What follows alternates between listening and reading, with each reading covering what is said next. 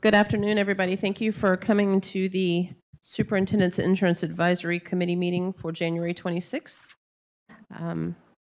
I think we do not have anybody new in attendance, so we will just go ahead with the approval of the minutes from our December 8th meeting. Is there any discussion? If not, do we have a motion to accept the minutes as they are written? We have a second? Okay, all in favor? Aye, please vocalize. Okay, all right. We're going to move on and start with our old business, and Ms. Scipio is going to bring us some information about Verta and Hello Heart.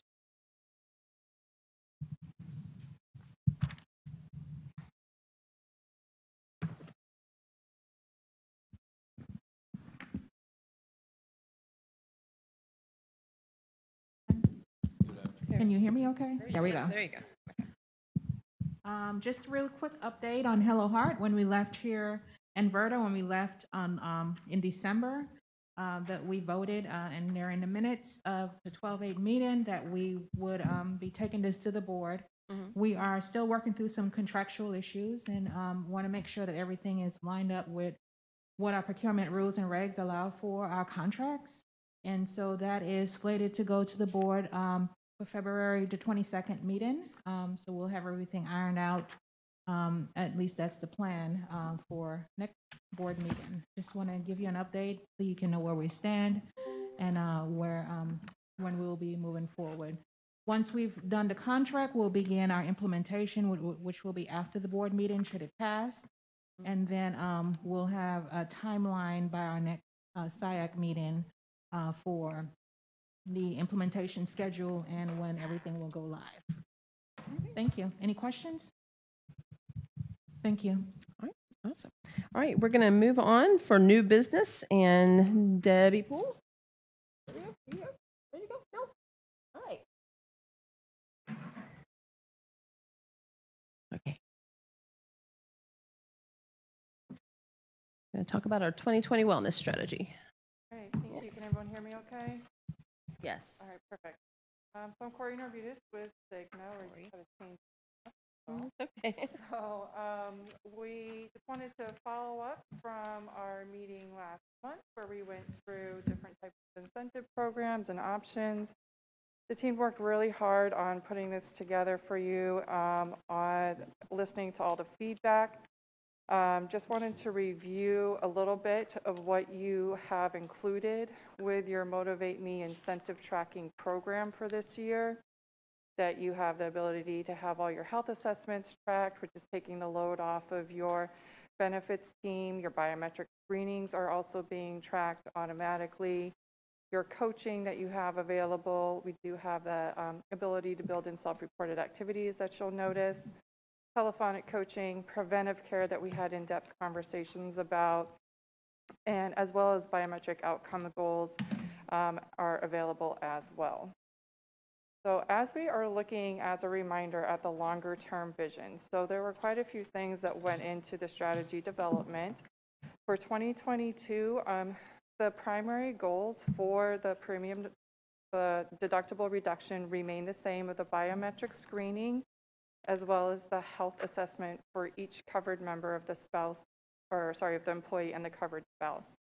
There have been some additions to the goals of additional opportunities that people will have to earn extra rewards on top of that deductible reduction that has been in place. So pretty excited to go through those with you today.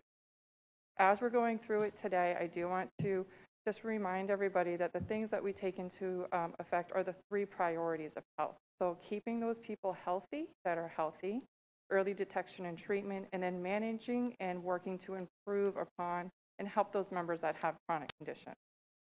As you'll see, 2023, these are things that we'll actually have to start thinking about fairly quickly as those are coming up.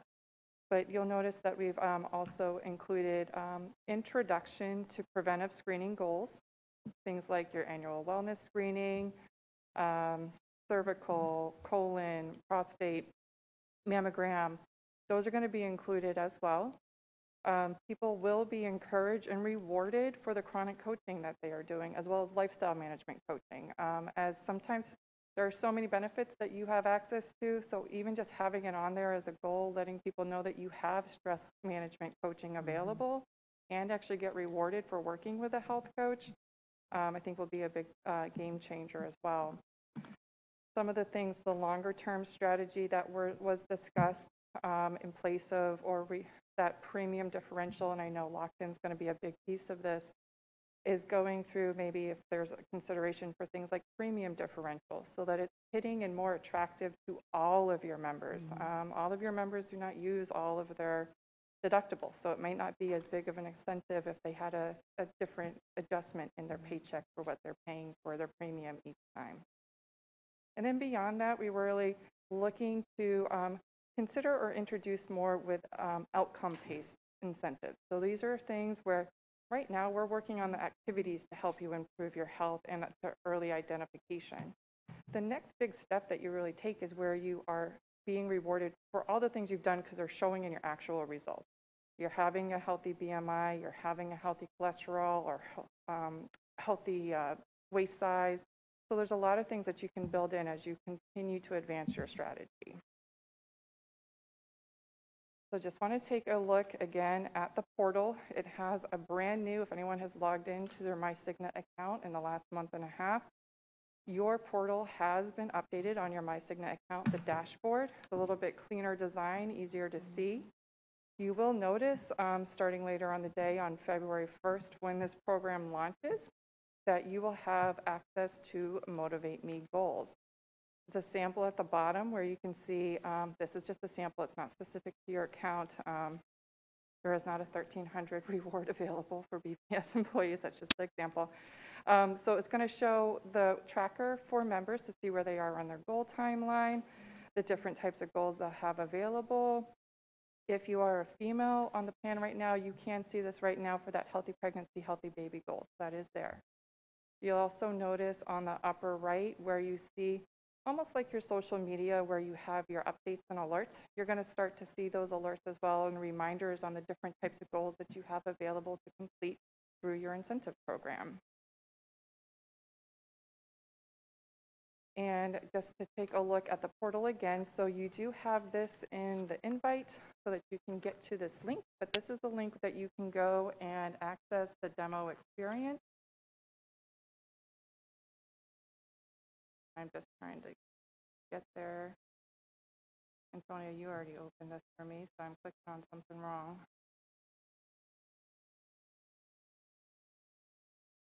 The Chrome.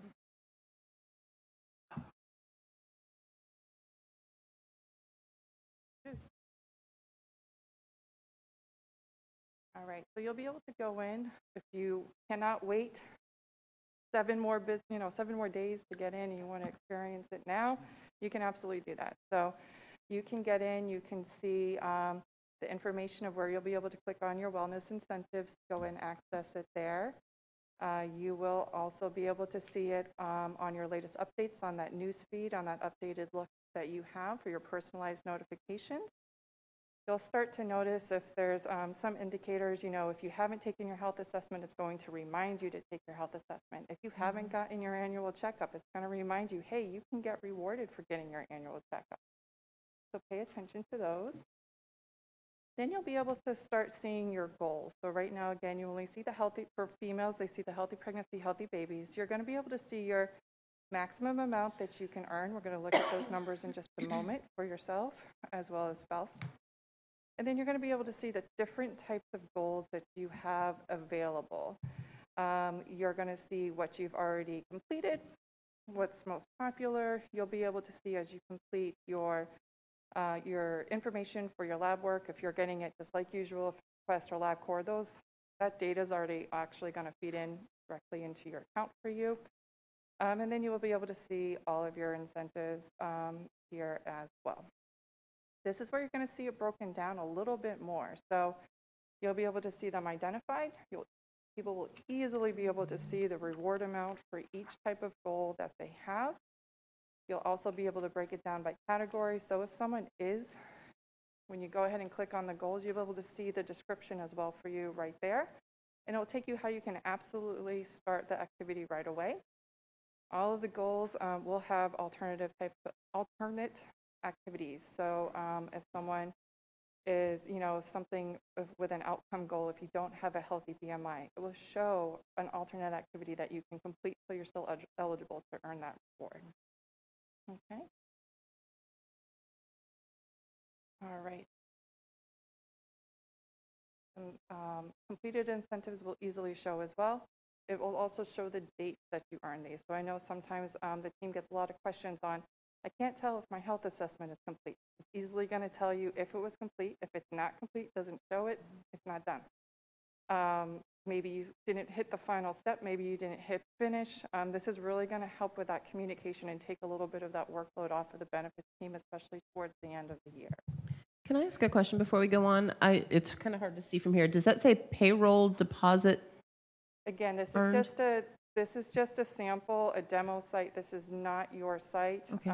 So there are some groups that do a payroll deposit, and they pick how they reward. So that's kind of where we were talking about. If we move towards something like We that have to for a make that premium differential, that's how it would kind of Okay. display, as that payroll deposit, so that members could easily see what type of reward they're getting for specific goals. And how? Okay. Thank you. You're welcome. Very good question, though. All right. So I'm eager to jump into the actual. Hang on, Corey, before you go there. Sure. On the page before where it said, you said you could sort it by most popular, whatever, the recommended ones, will those be like specific to your conditions and age and whatever? They will. So it'll be, it's not that it's going to exclude all your goals. You'll obviously be able to see all your goals, but it will be specific and targeted to you. So if you know that maybe you're taking diabetes medication and you have claims coming in for that information, you're going to see that you have health coaching available to you. If you see that you have claims coming in for maternity, you're going to see healthy pregnancy, healthy babies. That's going to show there. If you haven't gotten your annual physical, that's also going to show as an option. So yes, it will be geared towards that specific customized member. Okay, thank you. Can we also include some kind of incentive for actually navigating the website and looking at this to entice employees to go to mysigna.com and actually engage? Well, we're going to go through the goals, and then, we'll talk. That's a great question. Okay. There are separate campaigns if you wanted to take a look at things.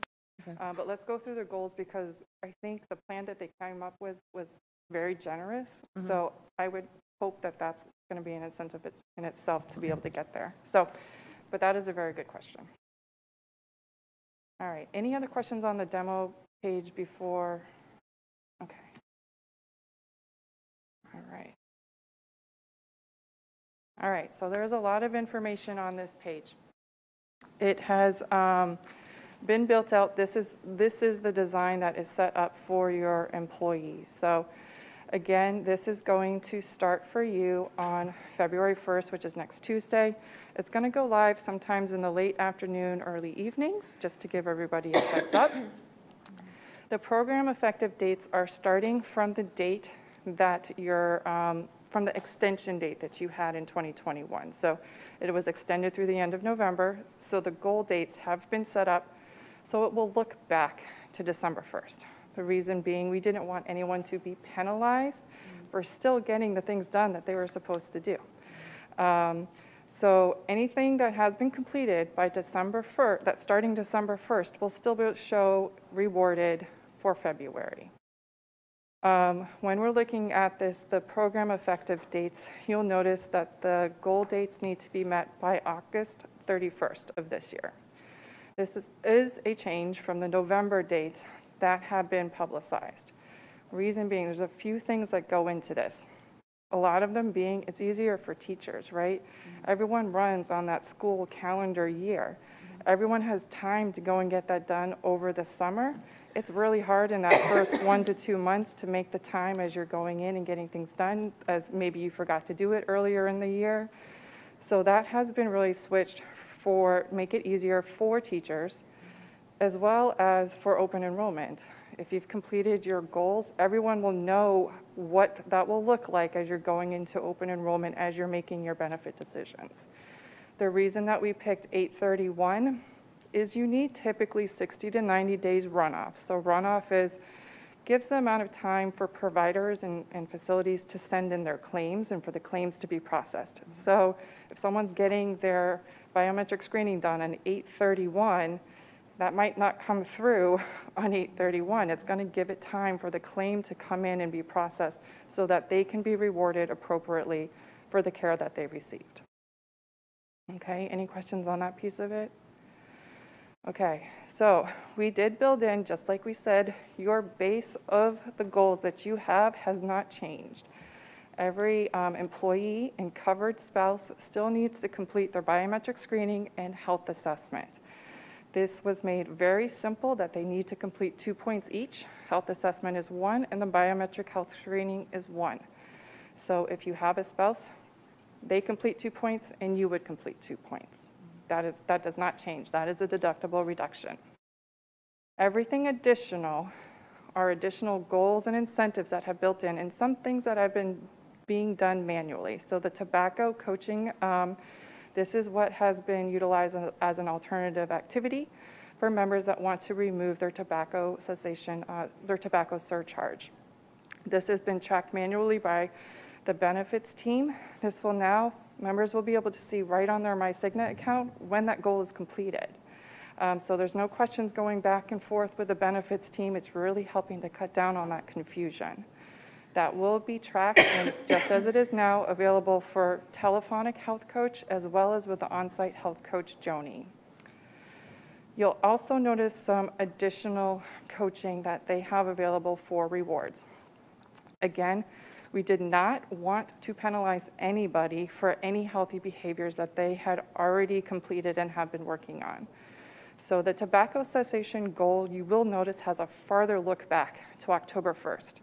The reason being the cutoff of when they had to complete their tobacco cessation is an earlier deadline than it was for the biometric screening.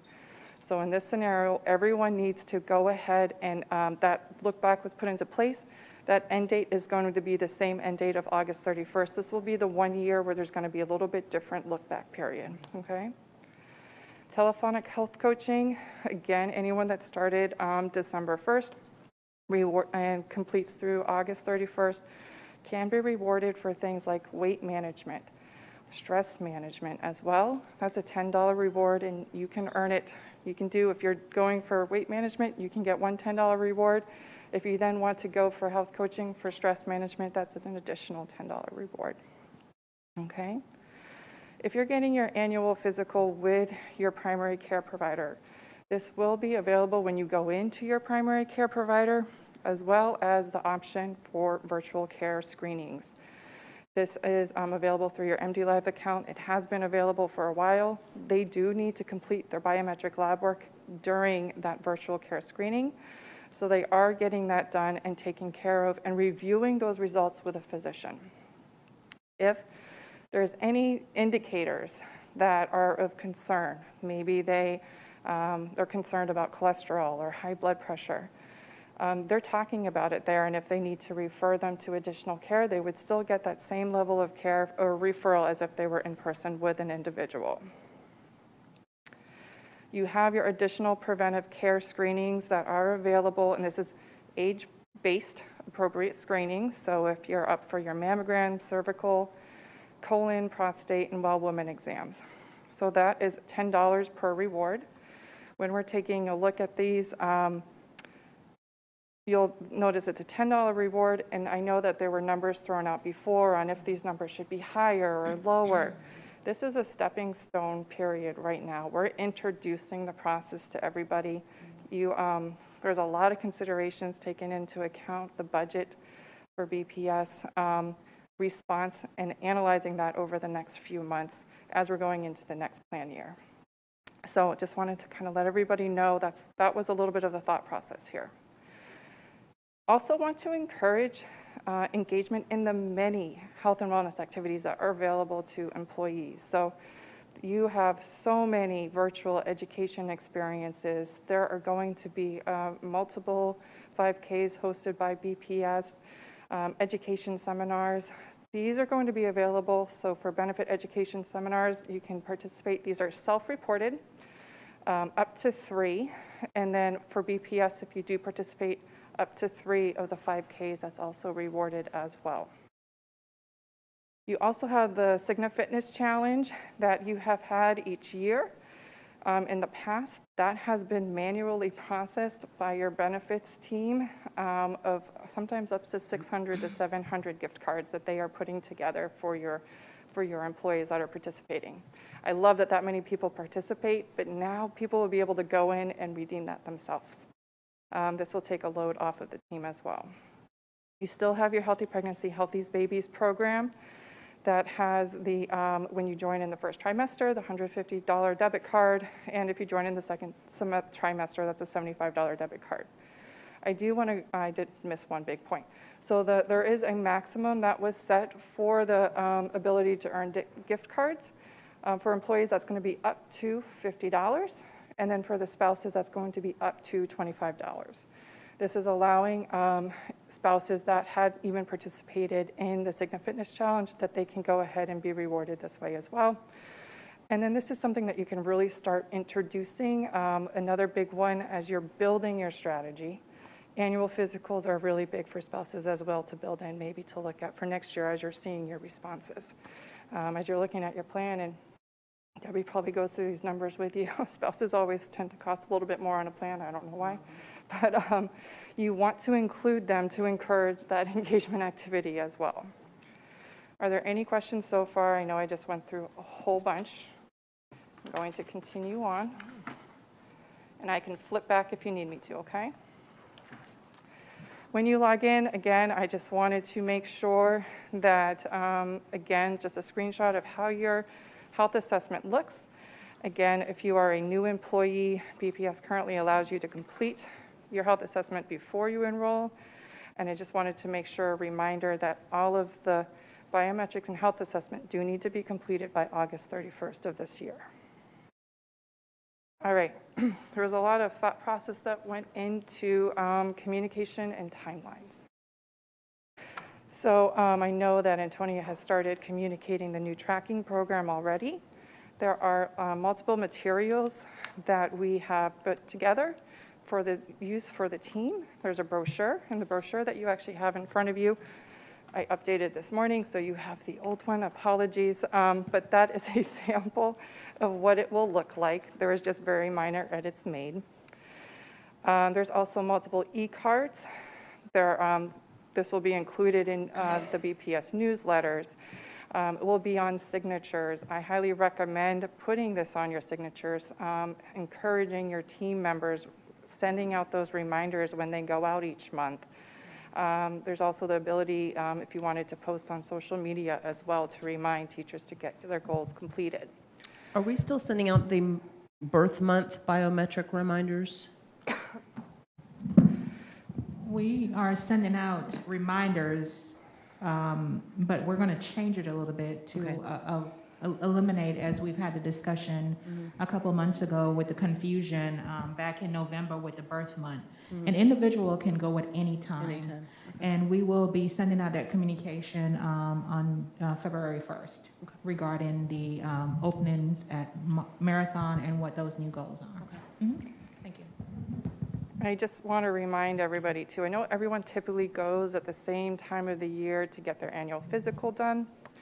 Cigna runs on a calendar year basis. So if you're worried about those plan adjustment dates between September and mid-October or November, you are able to get your annual physical. I know it's not required, but you can get that done sooner. You do not have to wait for an exact year when you're getting your care completed. So I just wanted to let everybody know that there is no hindrance for anybody to be able to get the care that they need to receive.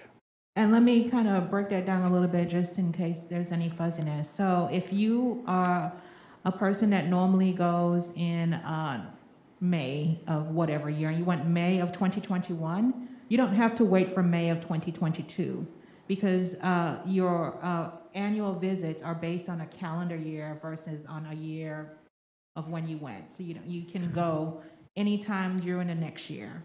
Okay. Okay, because, well, that might be something we need to, I don't know how we would do this, but physicians, when you call to make your appointment, The providers. make sure that it has been 366 days since you have been seen last, and they will not see you for a well visit until 366 days after your last visit. Now, that is true if you've had, if you are having any radiation type of services, mammograms and that sort of thing, that is absolutely true. But please also note, because we are BPS, we also have our well care centers, and you can go, you don't have to wait for your birth month. But if you are having radiation, that's absolutely true. They will say it has to be a year, exactly. So what do we do for those people? Well, they can wait and go after because by law, they're not going to do that, right? So we can't change that. Just for this year, But- though, right? Because I'm understanding you correctly. This year, we have to do it from December to August, but then from then on, it'll be Yep. September. full August. calendar Yes, year. it'll be the full year. So just this So one just- year, if you, mhm. for example, got a mammogram in September, October, or November, Mhm. then you're not going to be eligible for that particular reward. So can they still get a wellness? Oh, yes, Yeah, that's what well- I was about to say. But you can still go and get your wellness at one of the you can still get the biometrics so you can meet that goal. What? But then you can also go back to your actual physician if you like. So they can go back to their doctor and get a wellness, or they have to go to the wellness center? So, Because I'm confused on that. yes, I'm hearing that. So, okay, so if you're needing to get the dates by 8/31, you're welcome to go to the Marathon Center, right? If you need to get your full annual visit at your physician's office, because it's September 1, then you can then in turn do that as well. Because that's going to be different. You will now be on a different cycle. But you can meet the biometrics deadline if you went by 8/31 to our Marathon Well Care Center. So it's not so much the biometrics that's the issue, because, that's No, accessible I- anytime. It's I the completely understand. I would just like the to annual complete the thought, physical, like- the well woman visit, that kind of a thing that doctors will not schedule until. I do want to That's let, calendar correct. later, Go ahead, right? Kyle, if you want to finish your thought. Thank you.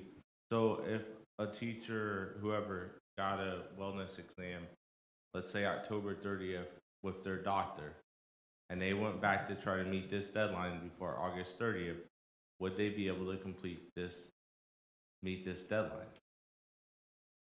With their doctor, without going to wellness, without? yes, the answer is yes. If Okay. you're having any trouble with the provider, please let us know.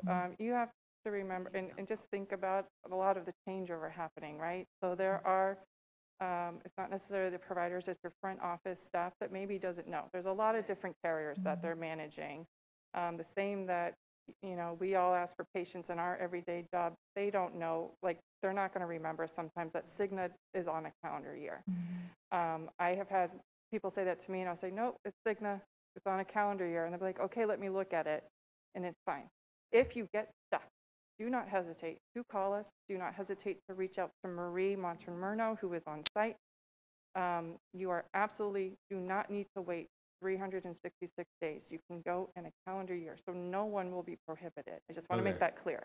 Because the original conversation made it seem like somebody would be prohibited. Nobody is prohibited. That Okay. was related to radiology, That's mammogram. right, just the radiology part, like a Yes. mammogram. That is the only part, like if you're having to do any radioactive items, is the only thing that's on that caveat of date time of 360. And no one would be penalized, right? Because if you go October 1st of 2021 and you go October 2nd of 2022, you know what? You're getting rewarded in for that next pickup. No one is being penalized. It's just adjusting that for that one specific. I just truly see this might end up being an issue with the doctor's office, trying to schedule yeah. these visits, because it sounds like most doctor's office, like my dentist, you can only get clean X or whatever it is. They won't even schedule you till you're outside of that period. But isn't that mainly because they don't, insurance It's going to companies pay, that's right. Yeah. will pay? Dental, It's just what it's always been. And if I do ask that if you're hearing that of a specific provider group, please do not hesitate to let your benefits team know so that we can know, and we do provider outreach. So if you are hearing that, take that in. Again, it's usually just a very just a misconception, and so we can fix it. Okay? All right. Can I So- just make sure Oh, I sorry. clarify? I want to make sure I heard Kyle correctly. You said dental, and I think you were going to say vision. Those are different. They're not Cigna, a different carrier. It is. I completely. Yeah, I was got it. using- Just want to make sure. I was using that as an example because Yeah. that seemed to be like what was being highlighted. Well, and from personal experience with Humana, with the new vision, I'm usually an April vision person, and I called and they made me an appointment for next Monday, and I double checked with them. I said, is this going to get covered and paid for? So I actually called Humana, and it is true. It is, it's almost like they've completely reset, and they're not worried about dates now. So hopefully the same is true. We'll have that same experience across the board. Okay? All right. Debbie is saying that there's 4 clean-ins on dental. Yes. All righty. So just taking a look again at our timeline. So February 1st, which is, I want to say Tuesday, later on in the day, you can go in and take a look. What's going to happen, and you'll start, if anyone starts freaking out, if they don't see anything there, just be aware that the system is starting to do a look back for things that have been completed by whatever the goal date was, if it's 10/1 start date or 12/1 start date. It's going to take about 2 to 3 weeks. If you're not seeing it in 3 weeks or you have people asking you, just remember you have the resources that you could reach out to us at Cigna. This is a good one for click to chat on your My Cigna account to say, hey, I thought I got this done. Why isn't it showing as a goal? They can easily look at it. Well, maybe you're doing something else. Or reach out to Marie as well. She'll be able to help as well. You'll also, we did schedule and you'll start to get these announcements for the 8th of February, that you will have a lunch and learn by yours truly, going through an actual demo. So you had mentioned on teaching people how to go through, that's what we're going to do. So we're going to go through, teach people how to use it, how to navigate. This will be recorded so then it can then be sent out as well as posted. And please feel free share with as many people as possible. We are trying to keep it not super long so that people can go in and see it quickly and learn what they need to know. There are brochures. There's 2 different one-page flyers. There are about 4 or 5 different e-cards that we have already put together. Newsletters. We're going to be doing short videos, demonstration videos. This will be updated on the benefits page, included on every newsletter and BPS communications. And there will be reminders from BPS, not specifically the marathon biometrics that you were asking about earlier, but it will be included each month of you still have time to earn rewards. Yes? So the communications that are going email, is that only going to their district email? I'm going to let Antonia answer that question. So if we are sending it out, yes. If someone is registered, and Corey and I can go back to the drawing board with the group to look at sending emails to individuals that have put an email, because not everybody does, right, in their Cigna account. Okay. We have those, we do have. oh, sorry, go So ahead. retired employees, which I'm representing, would not have a district email. Right. So anyone who falls into that category, the only way they're going to get the communication is if it's sent Personal email. to their personal email. Yep, and we could take a look. I do want to also remind everybody, perfect example, when you go into your My Cigna account, go in once a year at your account profile, make sure your contact information is up to date in your preference, because that is how Cigna contacts you. If we want to do additional communication campaigns, that Cigna's sending it out to emails that may not be on file through the district, but we're sending it out through what people have on file, either that they've entered on their account profile, or if they've called into Cigna and they've spoken to someone and we've put in that information for them. That's something we can absolutely do. So now's a good time of year to go in and check that information. Corey, how set in stone is that February 8th date for the lunch and learn? Is there any flexibility with that? The reason I ask is the day before is a teacher-student holiday. Oh, If it could be done on the 7th, maybe it would allow more people to participate. I would honestly have to look at my calendar. February 7th? Yeah, the day off. Surprise. Is it It's President's Day? No? No. No? Is it just a makeup day thing? Yeah, okay. It is not The 21st is a teacher work day, and the 7th is a random day off. So you say it's a teacher's workday? Yeah. Yeah. I'll honestly just have to take it back and look at what I can move, okay? It's just an idea. It's not set in stone, it's me. So Okay, yeah. if we need to adjust, we need to adjust. There's, Sure. More people might be able to participate. No, that's a great recommendation. I love that. All right, so that was my last slide. So I'm going to ask, are there any other questions at all before I go ahead and pass it over? Go ahead, Dave. Go ahead, Dan.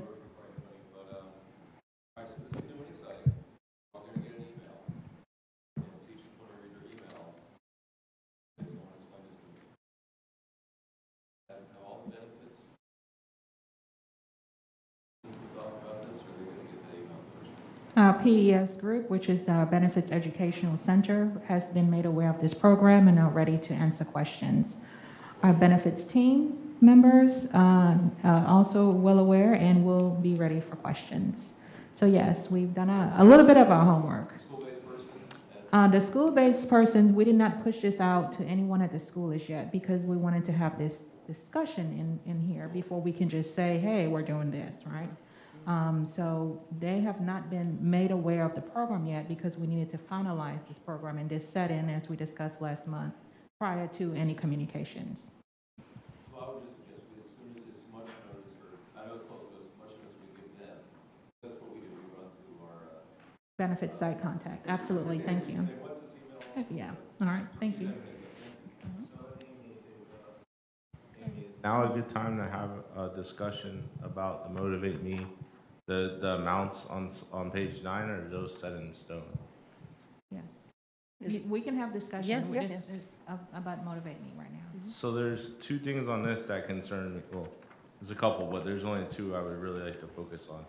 One is in December, I know I had to wish, and I think there was other people, maybe not to the amount I thought, that we really should incentivize the annual physical.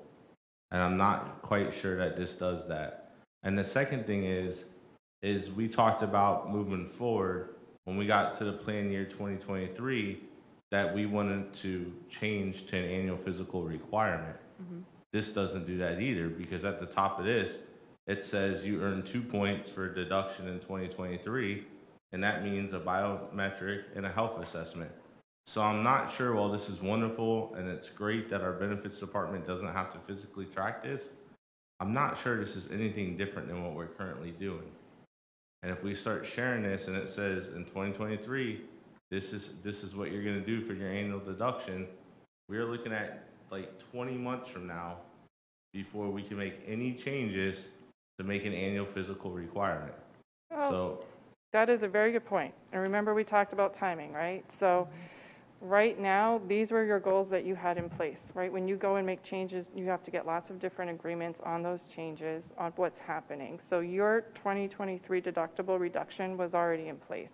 Right now, honestly, I would say starting in a month or two, I would start planning on that 2023 goals. That's going to start on 9/1 because you want those set in stone on what, 6/1/7/1? Because all your materials and education should be ready to go for open enrollment of you need to complete your annual physical starting 9/1/2022 through 8/31/2023 to earn a premium reduction in your 2024 plan year. I know that sounds far, but everything you do is the year prior to that going into place. So Corey, what plan year are we in right now? 2022. 2022.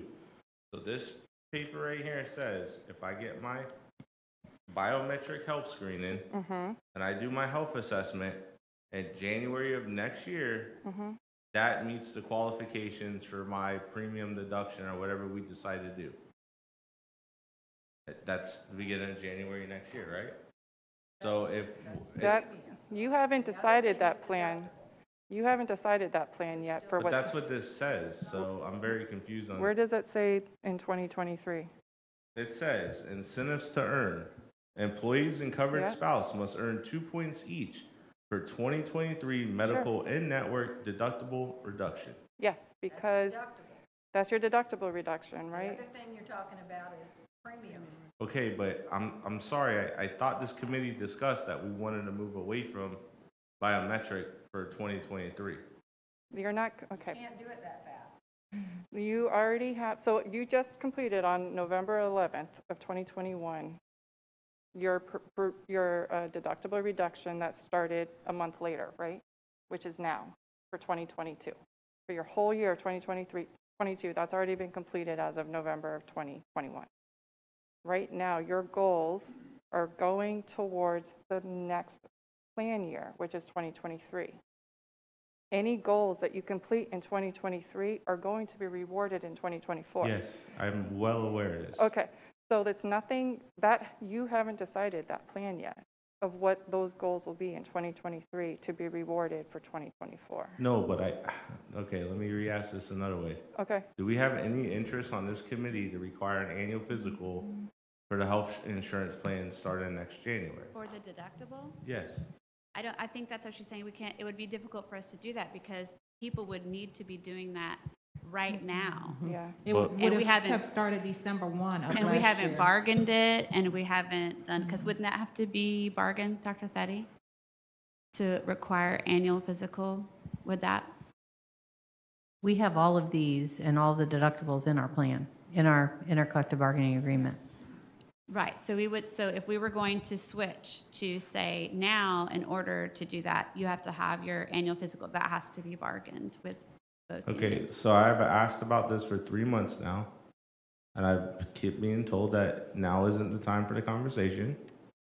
And now we're trying to have the conversation, but it's too late. It's not too late. This is the perfect But time you it's, should be Corey, having. sorry. Oh, sorry, go ahead. It's too late for 2023 is what you're saying. You're You saying if already- we want to do it for 2024, it's not too late. Yes. But I'm very confused, like, we've been trying to do this for months now. And I think we can say we want to move somewhere and then try to bargain it. And if that doesn't happen, then that doesn't happen. But we don't know the health insurance plan for 2023 if we're using a whole excuse that we have to bargain it, because that's not bargained yet either. So, and I know this isn't a your question, Corey. I'm just like, in December, we were specifically told this would be the time to discuss it. And now we're being told, nope, too late. Let's wait another 20 months. May I comment? Go ahead, Okay. Tim. This is unacceptable, what's going on right here. At that December meeting, we were asked to vote yes or no, where we're going to have a Motivate Me program. And there was discussion around the room, and that discussion went around that we just had to vote yes if we wanted to have it. If we wanted we already have it. If we wanted Cigna if we wanted to give approval to Cigna to set this up in their website, in their portal, so that Cigna would take over the management as opposed to the district, we were told that all we were voting on was that, yes, Cigna should set up this Motivate Me program and move forward, and that at a later time, specifically this meeting, is when we would talk about what would go into it. Kyle was upset about it. I wasn't as vocal as being upset about it, or concerned about it. The word is concerned, because I was reassured through some of the questions that I asked that yes, we would come in January and fill in some of the numbers, and we could move these up or down for what was going to happen right now. We were told in December that all we were doing is we were voting that yes, Cigna should go ahead and set this up. And people came over to us and explained to us privately, whispered to us, acted like we didn't understand what was going on. They said, don't you see, we're just voting right now to give Cigna the authority to take this over and do whatever they have to do on their website. Like, if we didn't let them do this, if we didn't say, yes, do it, then they could never put this together on their website. But we were reassured over and over again that, yes, these numbers and these things and what they mean and what we have to do would be discussed. So the fact that, well, here it is presented and we're starting it next week and off we go, that's not acceptable, because that's not what we were told. That is clearly not what we were told. If we have to go back to the tapes and look at the tapes, recording it, hold on, I'm calling it a tape. If we have to go back and look at the recordings and see that we were reassured and told, we're going to talk about this right now. There was clear discussion of this group that we would add, or that we would talk about adding. We didn't I vote. think she just invited us to have that. But for 2023, when we first did No, biometrics. for right now, these $10, $25, $10, those, we can talk Sure. about. That's for this year. And- At the end of this plan year, people will be getting these gift cards in okay. 2022. Okay, and we were also talked about what incentives we might want to add for 2023. Okay, we know we do not need to have the 2023 health plan ironed out by now. When we first initiated biometrics, we just talked about that over the summer. And then we told everybody it's coming starting January 1, so everybody scrambled to get your biometrics done. The district scrambled to get everybody into the schools to, remember that we were taking drops of blood on teachers' planning and things like that to get cholesterol numbers and things. There's no reason that it couldn't be on the table for discussion now if we want to tell people that a physical or anything else will be required for 2023.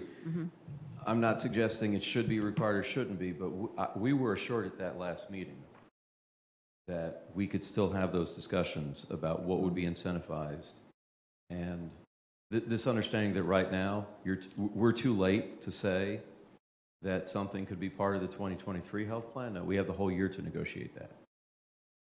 And what I think would be appropriate on this thing, if this is a template of what's going to go live on a web, perhaps up here where it says incentives to earn, employee covered spouses must earn to, that line right there, maybe it should say subject to change, subject to negotiation. Tune into what's going on, read your email, something like that. Because we were clearly told in December that this will still be discussed in January. And now we're in January and we're told, well, nothing giving change for January 1, 2023. That's just not acceptable.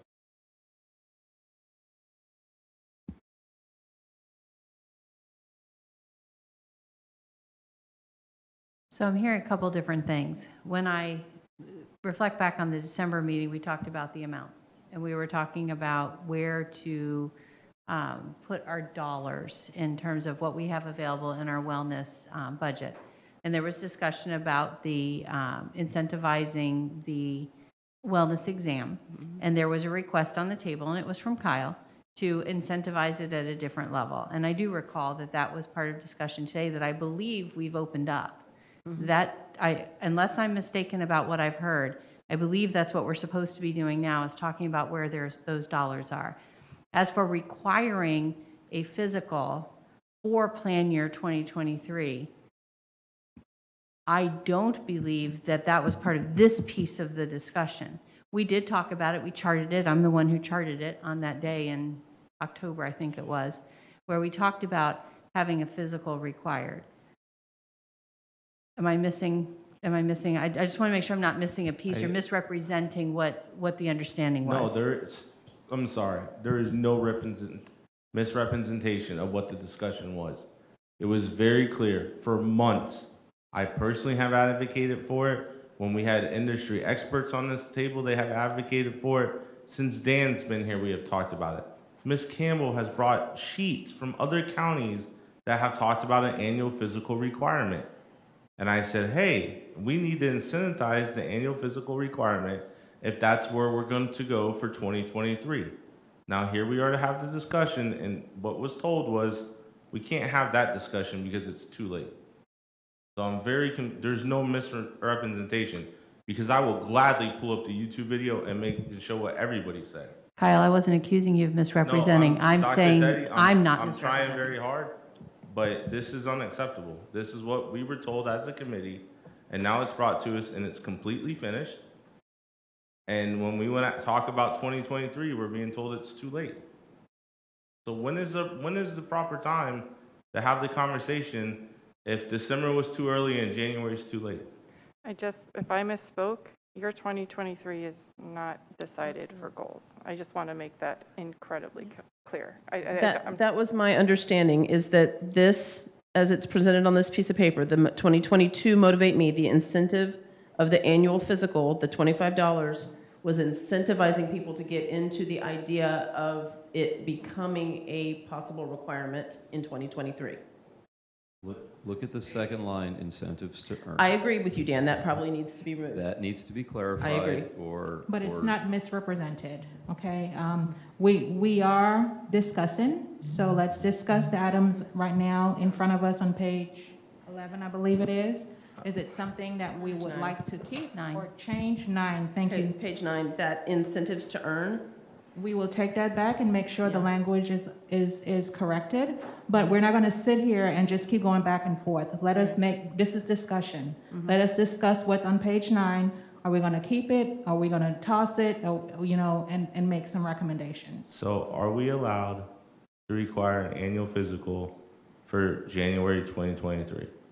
When we begin, this is 22, so we can't change anything about this right now, but yes, you will be allowed to do that.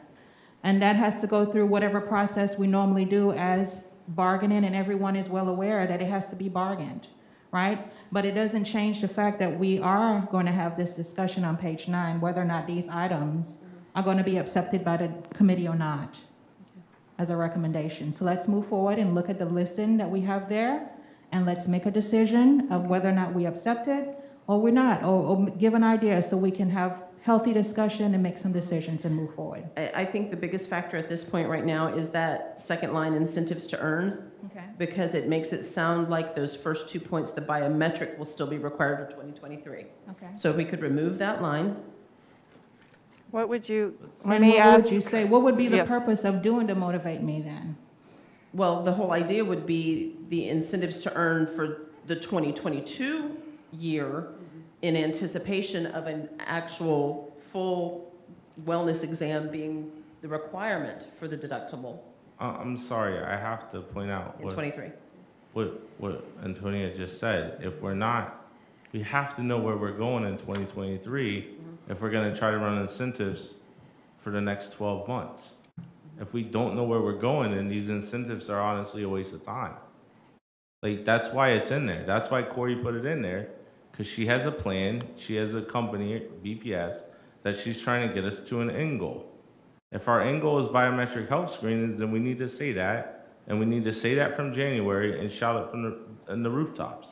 Should we put a disclaimer on this page when it goes out that as of January 1, 2023, biometrics will no longer be the incentive, will no Well- longer be the requirement, and replacing it with an annual physical exam? Amy, I don't know, because can I ask a quick question?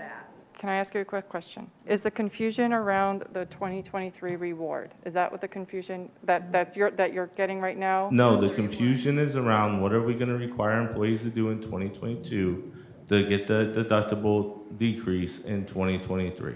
My understanding, and please correct me if I'm wrong, it's been bargained as of right now that it stands that the health assessment and biometric screenings, correct? To earn in 2022. I'm sorry, we can't keep using bargaining as the excuse. I'm not using it as an excuse, Kyle. I'm just, that's the reality. Is it different than that right now that I'm unaware of? It's not bargaining, this isn't bargaining yet. The plan hasn't been bargained for 2023. And I'm Okay. sorry, to leave Corey up here from Cigna to try to defend this decision is disrespectful to Cigna. I just want to let you know that I made this flyer, Kyle. If it's confusing and if it's something that the 2023, if you want to change what that reward is, we can change it just to say that there will be a reward to come in. We could make it, it does not have to say deductible reduction, is what I was trying to say earlier, based on what you currently have required. So we can absolutely adjust that, and I could take that piece out if you think that's going to cause any type of confusion, or let me know what you think that it should say to make sense for employees. Nell, you had a question or a statement? You changed your mind? Not Nell, Sharon, I'm sorry. I just wanted to say, I don't remember voting on anything that said a physical was going to be the requirement for 2023. We had lots of discussion about it, but I don't remember voting on anything to make that hard requirement difference than what we have been doing. All right.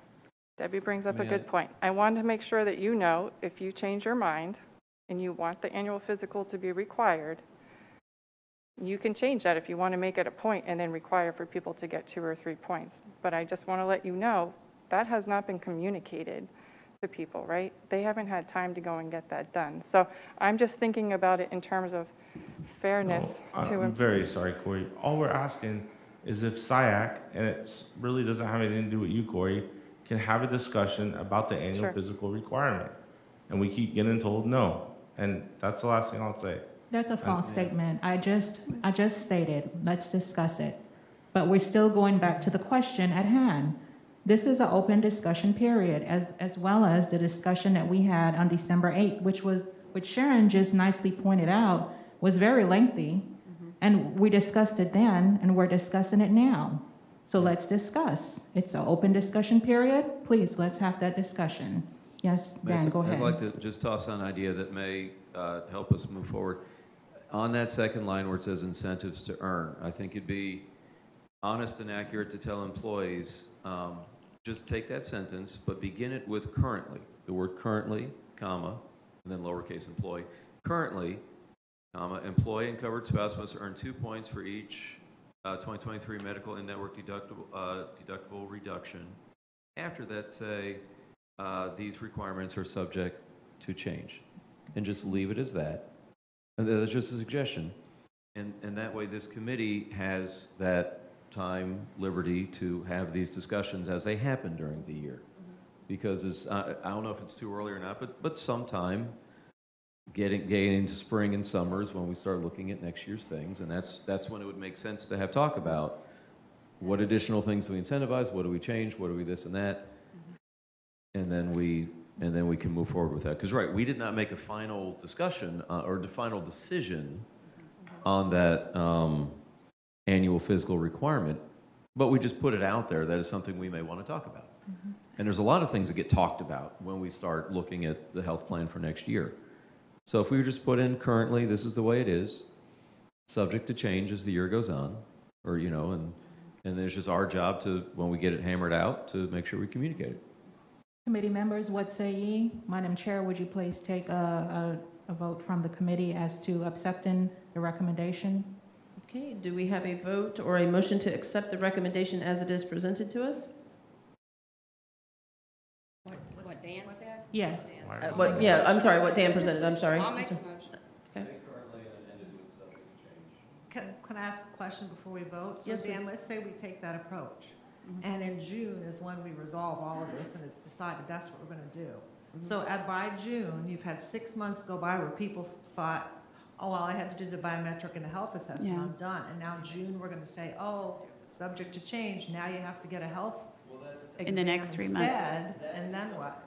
That's a good question, but that just becomes what we as a committee, what we have to think about as we make those decisions. I mean, obviously, if someone, hopefully before June, but if we were to put out, someone puts out that motion that says everybody has to get a colonoscopy by Christmas, and we would have that discussion, whoa, did we just give everyone notice to do that? And that's just part of the discussion. I can't say right now where that discussion would go.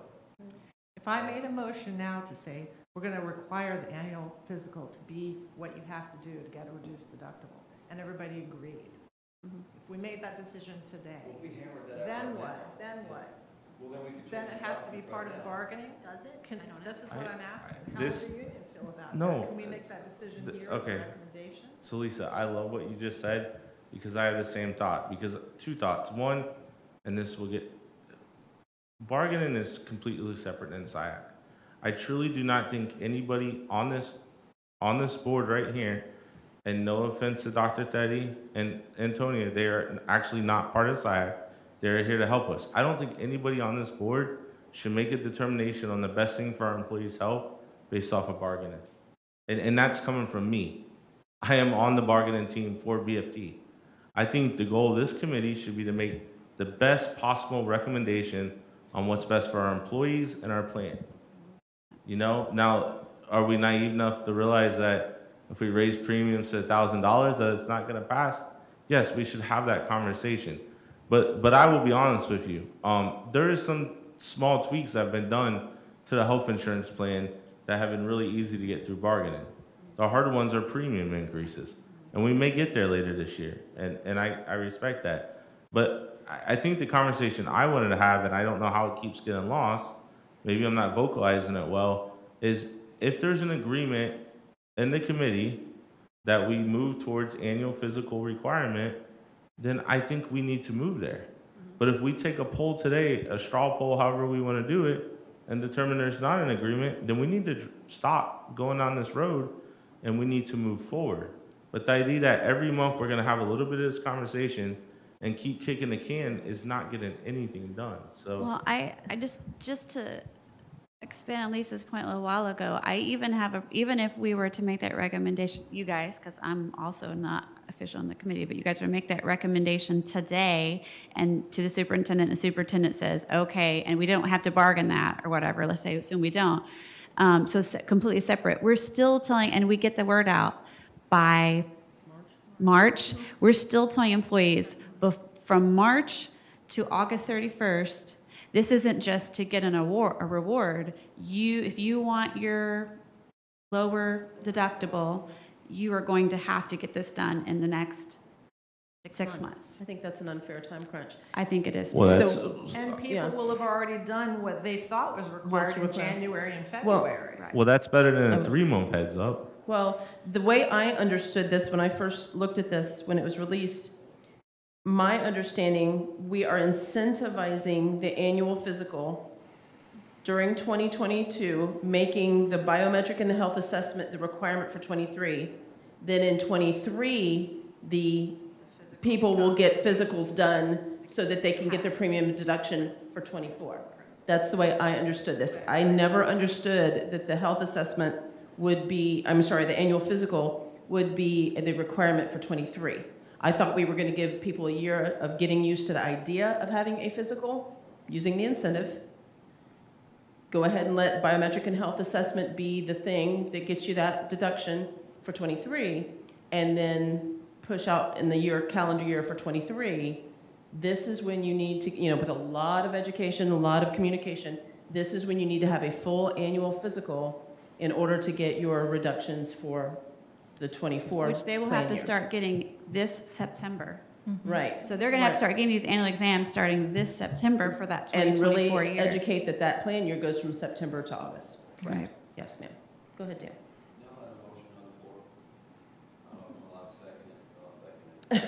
Well, we might need to Start over. start over. Let's regroup. Let's regroup. No, I think we should respect her motion. Yes. Well, start over with the motion is what I'm saying, yeah. Because,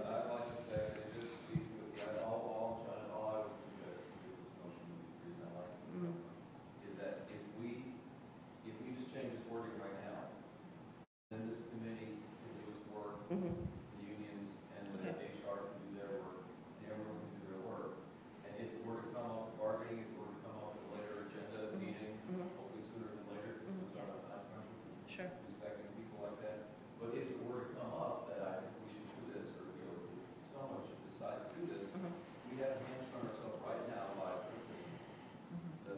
This is that it's solid. Currently, subject to change gives us wiggle room. A warning. Whatever the 2023 plan is going to be, whether it's premium, incentives, biometrics, whatever it's going to be. We have that little It's not dried in stone yet. Well, would that also allow us, Dan, I don't know if this is what you're thinking, to switch, if we decide in the coming months, to switch the benefit from, even if we leave it as these two things, to switch the benefit from a deductible reduction to a premium reduction. If we leave it subject to change, we could. Because you're identifying it as current. Right.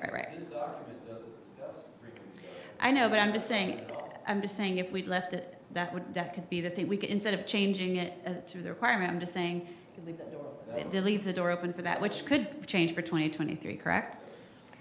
Would yes. Yes. But that doesn't, there's nothing about this document that ties in what's going to happen with premiums. I'm just worried that we completely tie our hands right now if we were to say, right now, 2023, that's what you have to do. Okay, so our motion that's on the table is that we accept Dan's proposal to change the language under the incentives learned to currently, that as it is written, and then subject to change. And we have a motion and a second. All in favor of approving those changes, please say aye. Aye. Any opposed? We need a hand raise, apparently. So if you said aye, please raise a hand. Hold them up there for a moment, let her count. Well, there's no nays. So I think Okay, we're so there's good. no nays, it's unanimous, yeah, all right, okay. All right, thank you very much, all right. So, thank you, Corey, for bearing with us, if you So- will. Can we move on now to discuss the amounts then?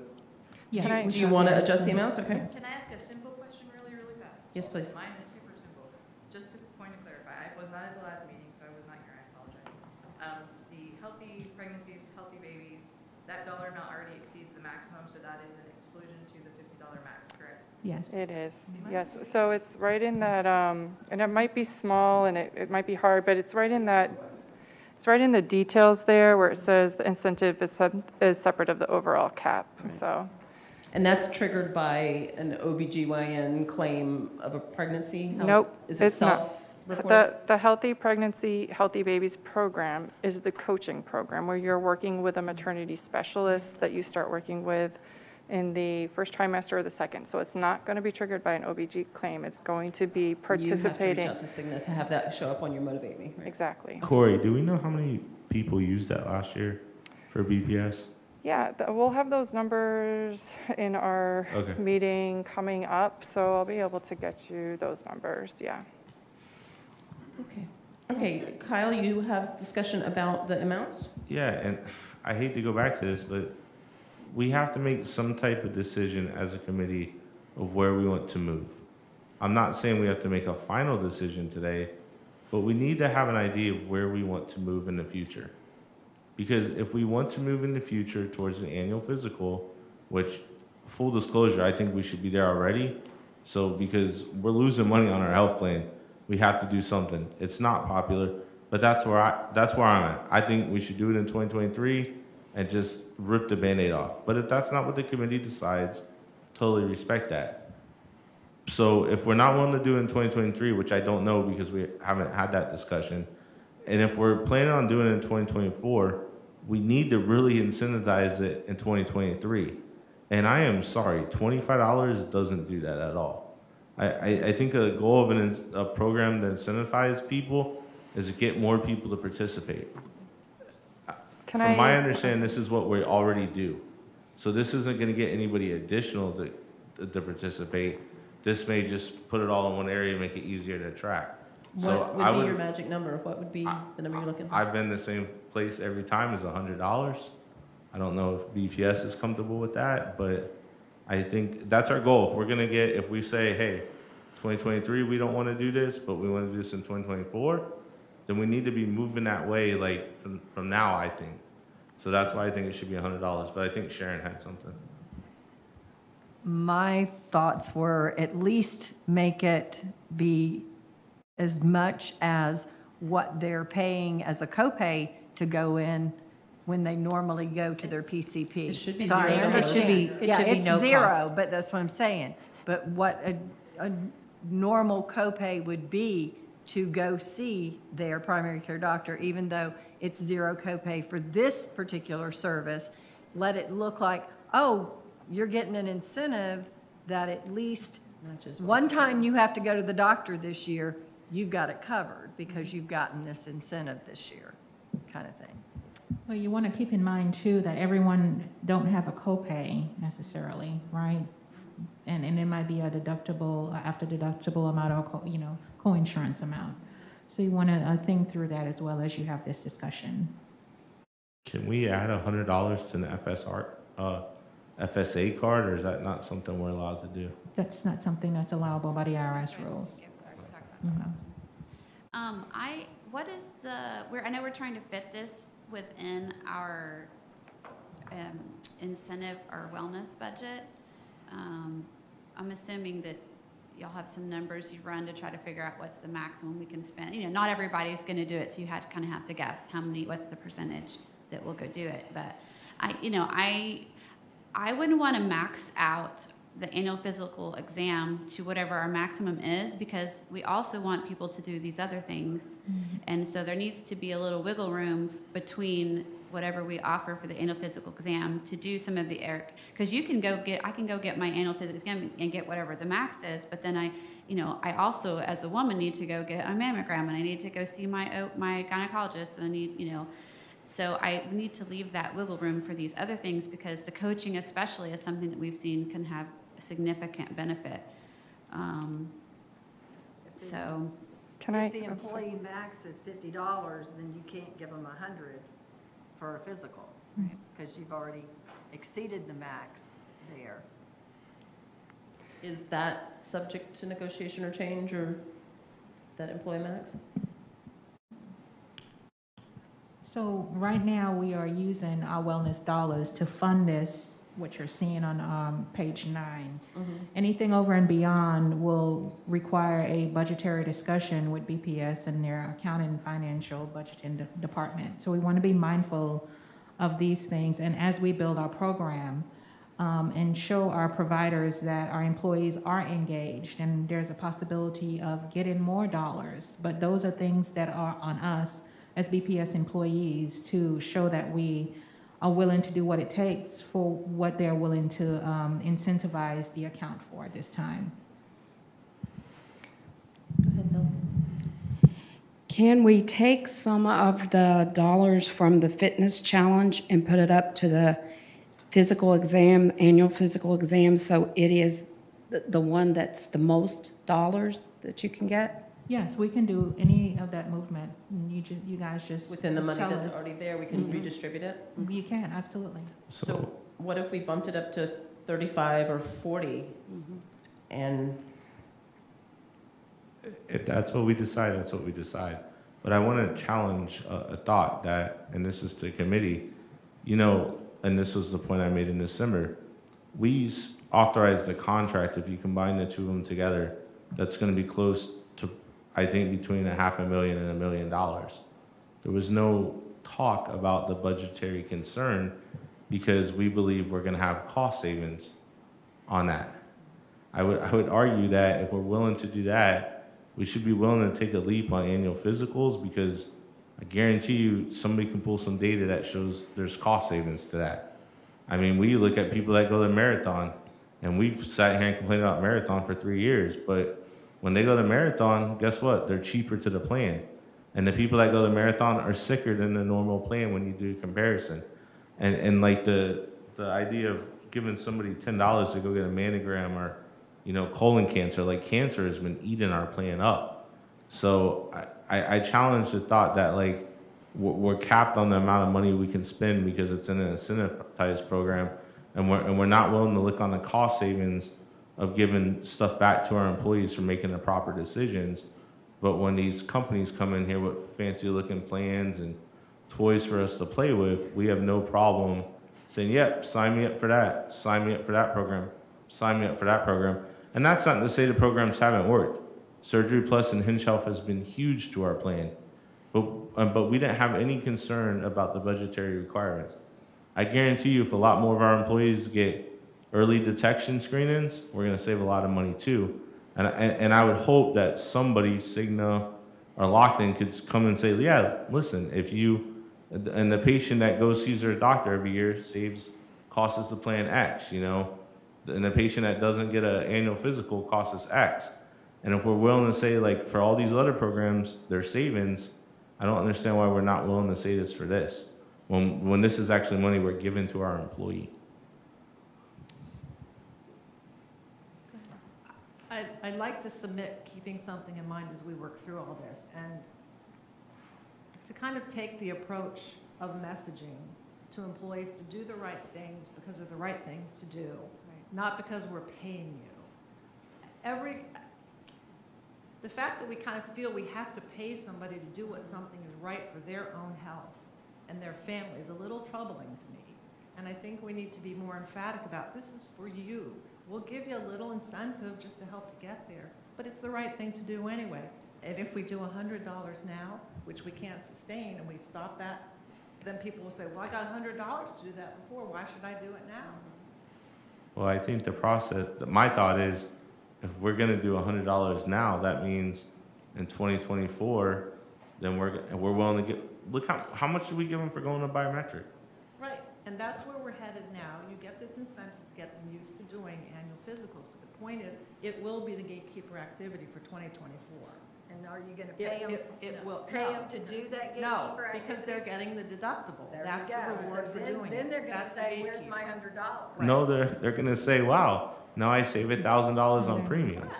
I mean, I don't. So basically, we should just. Sorry, Lisa, go ahead.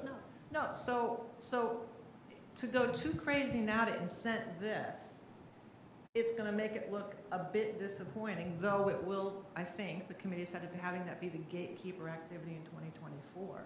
But at some point, we have to message, do the right things, because it's the right thing to do, not because we're paying you. Or we're dragging you. What's the budget? What's the budget? Is it Do you have that dollar amount, Antonia? 100,000? I think it was right at 100. I want to remind everybody too that you also have a very robust engagement. So it's not just incentives that you are paying for. It's a lot of the other things that you have providing to employees. So not 100% of your incentives are going to wellness funds. So there are other programs that you have. You have seminars, you have health fairs, you have runs, you have educations to really help out your members. So I just want to remind everybody that that budget is also utilized for the total health and wellness of everybody here at BPS. I just wanted to provide everybody so that you had the data as you're thinking about numbers. I know that people threw out a guess of how many people are getting their wellness physicals. Looking at real quick for the plan year from October 2020 through September 21 with run out through December, you had 44% of employees complete their well visit completion. You had 68.5% have a breast cancer screening. You had 62% had cervical, and you had 41% colon. I do want to note your colon was below the norm of 49%. Some people, I think it's been mentioned that we did do a campaign in the fall last year of fit kits being sent out to help increase that number. But I just wanted to give you a number so that you had actual numbers to think about as you're tossing around numbers. Are those percentages of eligible employees that are of age to get those procedures? For the screening rates, yes. And then for the those are obviously who is on the plan. Corey, 2 questions. Do you know Sure. what the norm is? For which one? The wellness physicals? I sure do. So looking at, and I just want to, just so you have the information. In the base year, so you want to take in the account of COVID, it was 42%, 41.9 to be exact, went up to 43.8. You had a 4.5% trend. That is compared to norm of 50.2. Okay, for your spouse, your where we kind of mentioned as a longer term strategy in 2 to 3 years, if you wanted to introduce spousal annual physicals, your spouse annual physicals in the base year was 34.3, went down to 33.5, and that's also below the norm of 41.5%. Dependents, you guys are doing 50.7% in the base year, 52% in current, which is below the norm of 60. And then the second question I had was, do you remember how much those kits cost our plan when we sent them out to everybody? The kits? Yes. Not off the top of my head. It was a lower dollar amount. I could look it up for you though. Okay. Yes. The way this is set up right now, does this allow for someone to say, I don't want to earn those 2-point activities, I want to jump right into the gift card activities? Very great question. Yes, they are allowed to. If they want to skip doing an inductible reduction and they want to go and get their annual physical, they can. I'd like to then submit to the committee, we discussed that, and say that not be permitted, that those 2 activities are gatekeeper to get into the program. Okay. Because as of right now, that's how they get their deduction. Correct. Right. So until that changes, I agree, those need to be. I just want to clarify how the gatekeeper works. So if they have not completed their health assessment, if we have not received their lab work, they could work on their other things, but they would not be able to redeem them. So if you got your lab work done on 8/31, you would have to wait that small window of time for anything else to populate as complete for you to go in and redeem your gift cards. I just wanted to make that clear. But you could do them and earn them, and then once you do your They would gatekeeper, show they as- get credit for it at that time, right? They would show it that way, yes. That, I meant to ask that question earlier. When do the gift cards come? Is it something that, once we get to 8/31, then the gift cards come couple months later, or do they come as you complete them? That's a great question. So they're not automatically sent to you. They're in your MyCigna account. There's a minimum amount that on there that you can go in and start redeeming at. In the communications, you'll see that there's recommendations when to redeem by. That date, I want to say, Antonia, I think it's end of November that we put for people to have to go in and redeem their gift cards. Reason being, so it lines up with your budget for this year. If we know what the incentives are, we need run out from the end of November to get that reporting in December so we can apply your wellness funds for that year, and anything additional would need to be applied. So I know that everything is a thought process forward thinking out. So that's where that timing comes in, but you actually go into your MyCigna account and you can do it yourself. Okay, so if I already have had my blood work done for the year, let's say I did it this month or whatever, and I go ahead and earn some of these, as soon as I get to the $25 minimum or whatever it is, I can go ahead and cash that out. Yes, you can. Okay. And I think I want to say it's $5 or $10. So, but yes, Okay. yep, you can go in at any time. Yes, please, go ahead. Just tossing out another idea here. I'm looking over these numbers. I don't want to be negative. I'm going to try to put out a positive idea here. But looking at these numbers, they're wonderful. And I'll certainly take the money. But if I'm not the sort to do these things, if I'm the sort that looks at this and I'm like, I'm not going to take a fitness challenge, moving that, let's face it, moving 25 to 30 to 35, if I'm the sort that doesn't believe in doctors and physical, right, it is not, if I'm not going to, if someone told me that I need a colonoscopy, I'm not going to get it, and you change 10 to 15, that's not going to really move the needle that much. And at the same time, I love what Kyle's saying. Yeah, make that annual physical $100. Well, okay, now you're talking, but $75 times 8,000 employees, that's $600,000. Is the return on investment going to be there for this district? Will the district save that $600? Yes, of course. Will the board spend that money? Of course not. So I think we need to maybe think outside the box. Maybe we go to the district and say, okay, you won't give us $600,000. How about 10,000? Can you give us 10,000? And we try to generate some buzz. We try to generate, because really we're talking about communications plan through this whole thing too. Maybe we generate some goodwill and we make it, we make every month we have a drawing for 2 $500 gift cards. And now we're generating a little bit of buzz. Now we have, instead of the email coming from Antonio, which is wonderful, but maybe, ooh, Bennett won the gift card last month, so I'm gonna write that email. And we start putting faces in newsletters, and we start getting people winning some money because they did their thing. Of course, is it really the right reason to get your physical because you won money? No, but is $25 gonna, I don't know. Maybe we could get a little bit of money and start pushing for every month there's a winner. Or every month there's 2 winners, or every 2 weeks there's a winner. And make sure when you get your physical, make sure you send that in and be part of the drawing and you could win. That way we're throwing a little bit of budget at it and we're generating a little bit of excitement and we're over and over and getting out the word. Why are we getting our physicals again? What's going on? And it's an opportunity for communications. So maybe we get a little bit of money and be creative with it instead of, I'd love to get 100 right now for everybody, but if that's just not available, maybe we do something creative. And also, let me remind the committee to keep in mind that each month we have the stop by booth that gives away money, and that all that requires is for you to read less than one page, maybe 18 sentences. Submit your name and answer the question, and you get gift cards. We're doing a lot every month. We're doing that right now. I don't know how many have signed up for the 300-mile walk. Just for signing up, you're going to get a gift card. So we are doing a lot of those incentives that you just talked about, Dan, respectfully.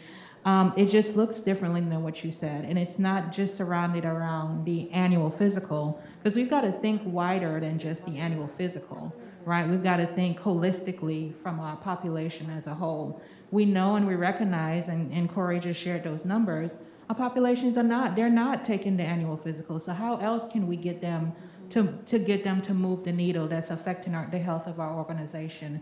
And those other activities are the other ways. And if we pour into something less than half our population is participating in. Then what happened to the people who don't want to go to the doctor, like you just indicated?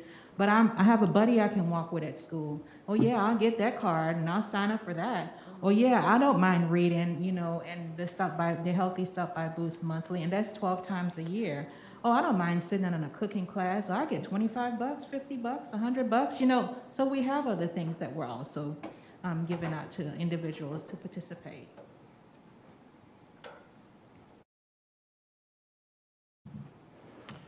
Corey had to leave. I just wanted to, I'm taking over her role as answering questions about this. I think Lisa still had a motion on the table. Do you still want to discuss that, or? As far as the gatekeeper? Madam Chairman, to do that now, my motion was to consider making the health assessment biometric screening and the setup a gatekeeper, that you cannot just jump to gift card activities until you do those two.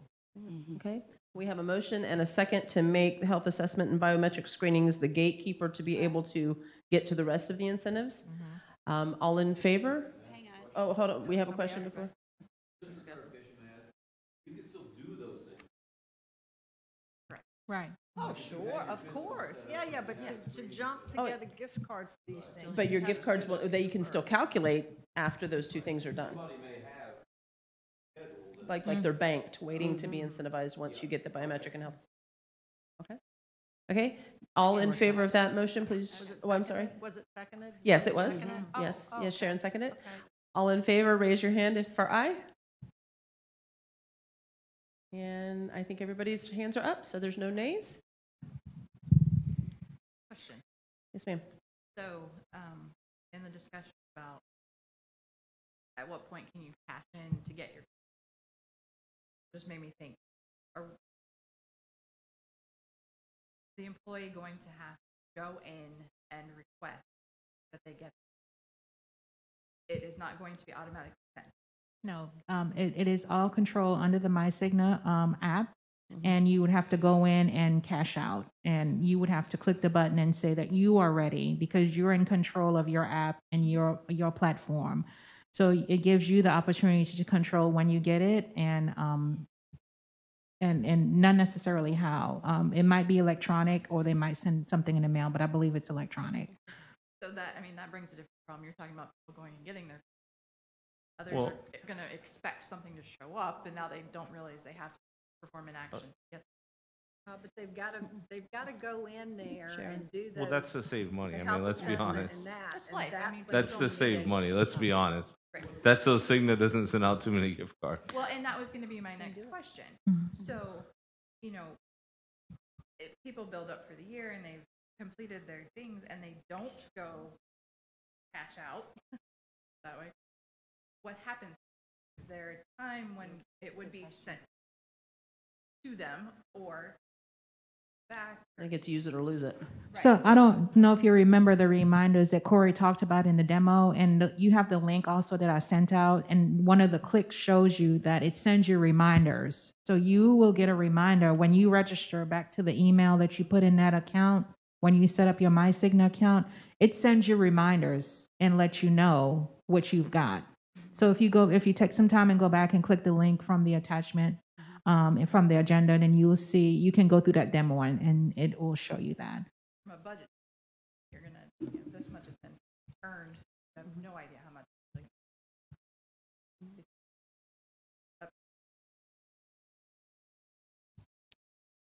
Tell me that again. I think I might be lost on that last comment. It's going to be up to the employee to actually go in and physically cash out their gift card. So if you're monitoring wellness dollars towards the incentive and you're running reports based on this earned, you have a go in. And then what I think I hear you saying is that at the end, we may not know how many people actually took advantage because some won't cash it out, and that will be money that we're counting on spending that we're not spending. Right. Is that what I'm hearing you say? So we will know. Did it. Sorry, go ahead. You will know how many people did it. Yeah. How many cashed out? We will right beforehand. We will know, and we do have email and e-cards planned for as we approach the deadlines. You're going to see more and more. It's going to start giving you more and more reminders. We have asked that those reminders, and we have picked specific language to do continuous reminders when we get to 60 days and 30 days, and then you'll start seeing it more often as those days dwindle down. And another question I thought of was, if we exceed $1,000, where would the from?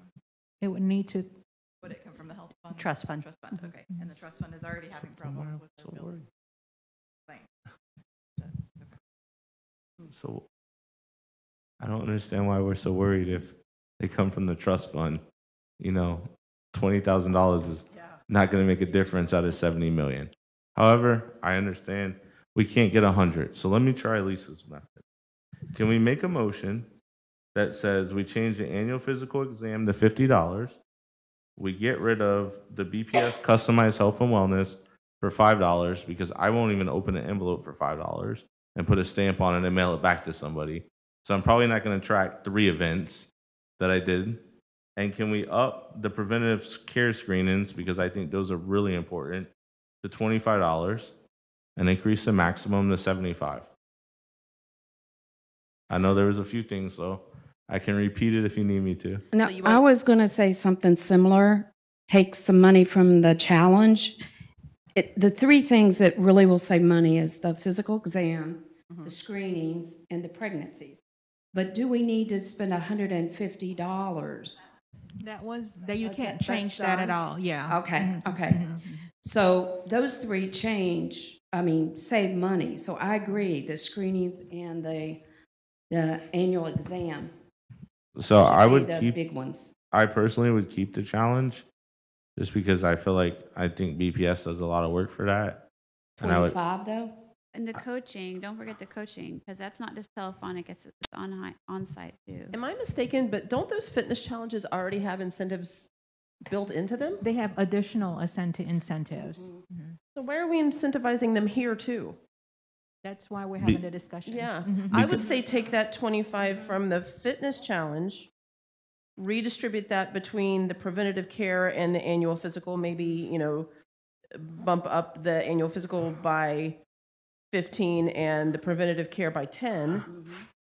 And, if we want to get rid of the health and wellness, that $5, like you say, is relatively insignificant. so Amy, I appreciate what you're saying.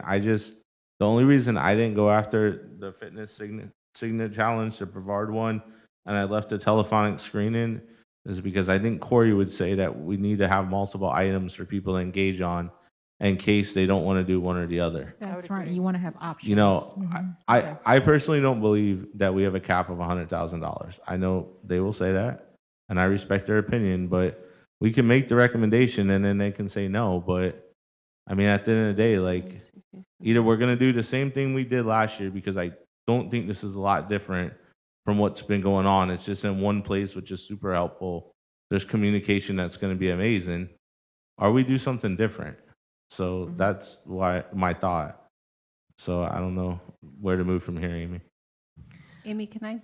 Yes, please. May I just say something to that? Yes. You guys are an advisory. You're a recommendation board. And if that is a recommendation that comes out of it, we bring it back. So yes, we do have a finite wellness budget, and it does encompass a lot of these incentives, like the $25 down here that we're already incentivizing through some other things. These come out of that wellness dollars. So do the costs that are associated with wellness fairs, all those things. You all know that. But you are to make recommendations. And if that's where you want to go as a team, you all make those decisions and we bring them back. Sharon, you had a comment? Okay.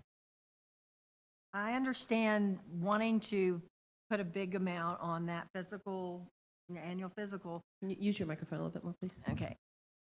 But the other piece of this is the first year that other than the healthy pregnancy, that we've had any opportunity other than those things that are done specifically by the wellness department that they were sending out and those things. So this is the first time we're doing this. We don't have to go over the top because people, we've been clicking on the thing. So, what can we get? And finding, well, if you're not going to be pregnant, there's nothing you can get. Right. So anything that's there for the people that are interested in that, and that have been doing some of these same kinds of things and say, oh, well, maybe I'll try that. You know, it doesn't have to be big money, just anything. Just a carrot, right? And it raises awareness of what's available. So Yeah. Amy, I guess I would like to see if there's a second on my motion, because if not, we're kind of. Well, before we go there, I was going to propose the idea of kind of a happy medium between what you've proposed at the $100 and what Lisa has proposed as the do the right thing method, and redistribute these funds a little bit to make the annual physical a little more enticing, even though we're probably not going to get to the $100 mark. I'm sorry, with all due But- respect, I think that's what I just did. But I'm trying to get a number. We need to settle on a number. Okay, I'll do it again. I would like to make a motion that we change the annual physical exam to $50. That is not what I want, but I understand we're trying to move forward. I would also like to make a motion that in the same motion, we change the preventative care screenings to $25, because those are really important. Like, colon cancer is a problem. And I'm trying to be respectful. The test, you ain't doing it for $10. You probably ain't doing it for $25, but at least it's something. Either. Yeah, but at least it's something. Then I would motion that we get rid of the customized health and wellness for $5. I know that's not going to save us a little bit, but that's a lot. That's something. I personally would leave the Brevard Cygnus Fitness Challenge, and I would personally leave the telephonic health coaching, because I believe that gives multiple engagement points. And then I would, in that motion, because we're doing the $50 for the annual wellness, I think we need to increase the employee maximum to 75. And I guess we increase the spouse maximum to 50. I don't know the difference on that. That would be my motion.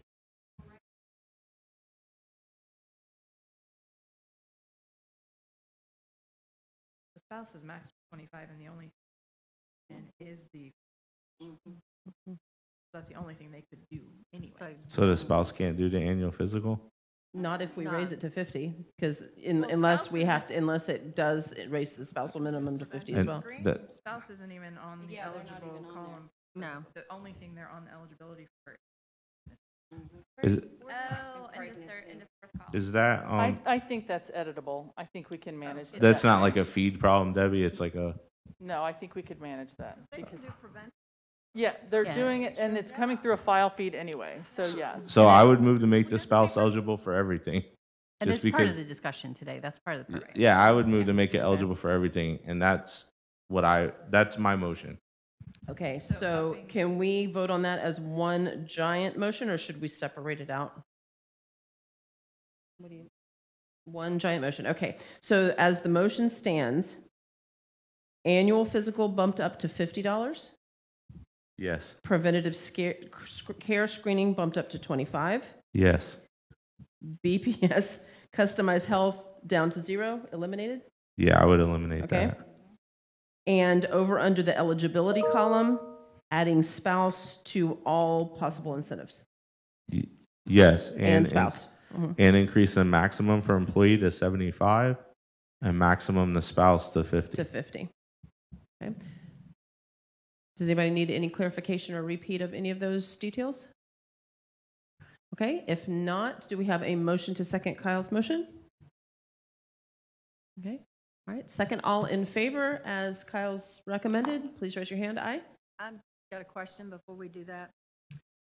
On the preventive healthcare screenings, is that $125 assessment for any of those things they have done? Mhm. Or any, I mean, are you combining like your mammogram, your cervical, and your One well will get woman you there, and so I saying you're understand getting it. 25 for having all of those things done? Because you're not going to get it for each thing.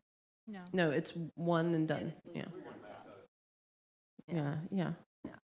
Yeah, and Well, I think they're all there because Battle of the Sexes Right. gets there. There's You can't- yeah. options, but usually if It you're wouldn't be getting fair to give their it per examples. exam. Yeah. You're usually getting well woman, cervical, and mammogram, all three. It's all a done. package deal, It's right. not Right. usually one or the other, okay. Okay, so back, we have our motion, we have our second. All in favor as proposed, please raise your hand. Aye. And I don't see anybody that could be, okay, Okay, so all opposed? Lisa, raise your hand so she can count you. 1 opposed. Okay. And that's what we will propose to the superintendent. Okay. Can I make one comment? And I understand, please. Kyle, hearing the customized health and wellness, the $5, it's minimal. Back to giving an alternative, we have to think about your under 40 male. Okay, what's he going to get other than his annual physical? So he's not eligible for colonoscopy. He's not eligible for prostate screening. So if we have spouses that are young men, we want to get them in for the primary care, but what else can they do to rack up an additional $25? Can they do 1 telephonic coaching and 3 more health and wellness things at $5 a piece? He can. And so I just want to be mindful, while we have lots of things for the majority of your population, most of your employees are women, most of your employees are between the age of 40 and 59, excuse me. So we know that most of your population will fall into one of those buckets for preventive cancer screenings, but what about your under 40 male? That he can't get any of those cancer screenings because he's not eligible except for his preventive PCP annual physical, which is already a separate incentive. So I would just suggest that we leave it in at $5, keeping the rest of your motion intact, but maybe not necessarily eliminating the 5 to the 0. If it's up to me, we leave it all in. But Okay. I mean, I was trying to make a consensus, so. It would make it more broad if we could leave the $5 in and allow them to earn up to 3 of those $5 incentives to broaden the program and entice more of the population. So if we left that $5 in, the under 40 male, if he did everything 3 times with the health wellness, could hit the $75. Right. Yeah, I just don't think, we Theoretically. can't just say under 40 male. I think we just leave it for Anybody, everybody, but right? we have For to- anybody, our younger Yeah, but employees. that's not a medical. Right, I think No, they're but trying- he can Or he just earn does a fitness 25 challenge. from the fitness challenge. right. Yeah, anybody can do that. Go ahead, So, Lisa. I'm sorry. Debbie, did you just say under the $5 you can do 3 for It says $5 you can- each? Max of 3 Yes. for Okay, but I $5 thought we fifty. just said above for the screenings, it's, you can do 3 screenings and you're still only going to get $10.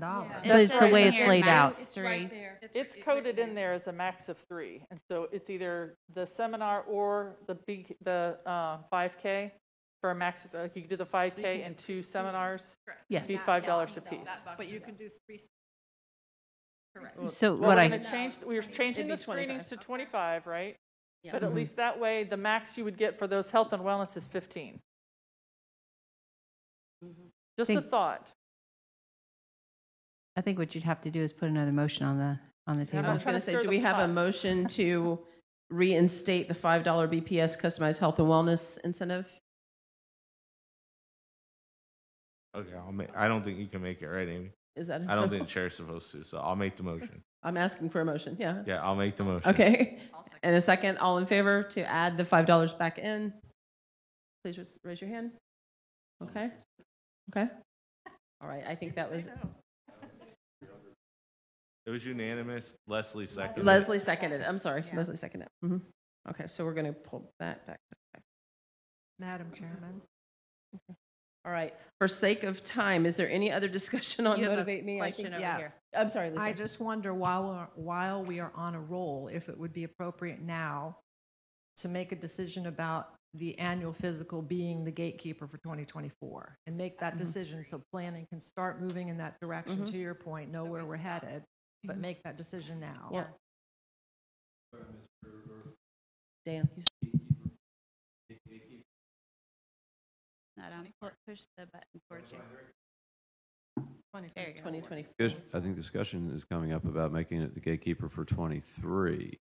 And that'd be a recommendation that this group could make, and then it has to go for unions and bargaining. Can we clarify how we're talking about years? It would be getting your annual fictional done in the 23 year so that you'll get the Reduced deduction in deductible in 24. 24. And so we're Yes. replacing the biometric and the health assessment with an annual physical Correct. to get your reduced deductible in 2024, but Reduced you deductible. do it in Replacing it or adding it? 2023. Reduce deductible or premium differential, Or- whatever way we end up going, but that is the thing, yes. Probably gonna be But are we adding it or are we replacing? I My thought we were motion would adding be it. to say instead of biometric screening and health assessment, which we've done for years, we wanted to move to making the annual physical be the thing you have to do. And you would have I- to do it in tell me, committee, am I 23 to wrong? qualify. I Whatever. thought that's So what we wanted. just to follow the right process of Robert Rules of Order, since that seems to be where we went, we need we're supposed to have a second before we even discuss. So, Second. okay. Now, what I would like to do, because I think there's further discussion, to Dan's point, I think there's a little bit further discussion in here about maybe doing some type of premium incentive in 2023 and then move it to be the gatekeeper. So I fully support what you're doing, Lisa, but maybe we can look at something for 2023 as well. Microphone, Lisa. What you do is one thing, and what the reward is another. I'm suggesting saying now what you do is the physical, and the reward would Will still be be up for discussed later. discussion. Correct. But I thought your point was, and I think we kind of agreed, we want to replace the biometric screening and health assessment with an annual physical. Yes. To be what you do, to get whatever the reward is to be. Are we determined. removing the health assessment piece, or would that still be done after your annual physical? And I have, Wow. along the That's same discussion. lines, Yeah. was the biometric screening, because I know Corey said something about you'd have to do your biometric screening in a combination with the annual physical. Like, is an annual physical automatically going to trigger the blood testing, We would have to clarify that it was a complete annual physical, including a CBC. including Yeah. blood work, right? I think that's just a coding thing, right? These acceptable codes are what we qualify, right? So a full annual screening is what you're probably want to have in the discussion about versus just an annual screening. The full includes the blood work, which will remove the biometrics, but include the physical part of that. So I think that's, if I'm understanding Lisa properly, for the discussion. Go for a full annual physical. Yes. Replace biometric. To your point, good point. And do we still then keep the health assessment in place? I think the health assessment it goes hand in Hand in hand. hand, okay. Hold on. Go ahead, Dan. Go ahead. The health assessment, if I'm Question. getting all the vocabulary straight, the health assessment is a thing where you go to Cigna and you tell them if You just report how your often you drink and how often you wear a seatbelt and how happy you are at work and all that stuff. And if I understand your motion as you made it, you would be for 2024 telling everybody sometime in 2023 go out and go to a primary care doctor, get a full physical. or the WellCare Or Center. now it says right here PCP, but maybe if WellCare Center counts as your PC. Can be your people. WellCare Okay, Center well, can be your PCP. so as I said, is it perfectly? Okay, as I now understand. Okay, so we go and get a full physical, which includes blood work. And I would say, if I that counts as meeting your incentivization, you get your incentive towards whatever the reward is. Do we still need to go online and do the little survey at Cigna and tell them that you wear your seatbelt? That's what we're talking about right now. Because I would say, well, but you made the motion. Would you please clarify? Did you intend for us to go to Cigna and still do that survey online? Because I don't think it's necessary anymore. If we go to the doctor looks us over and does blood work and tells us what it means. And Do we have to report it to Cigna? is do we have to go to basically Cigna and do the cartoon survey? I don't do the cartoon version. It's too slow. I enjoy it.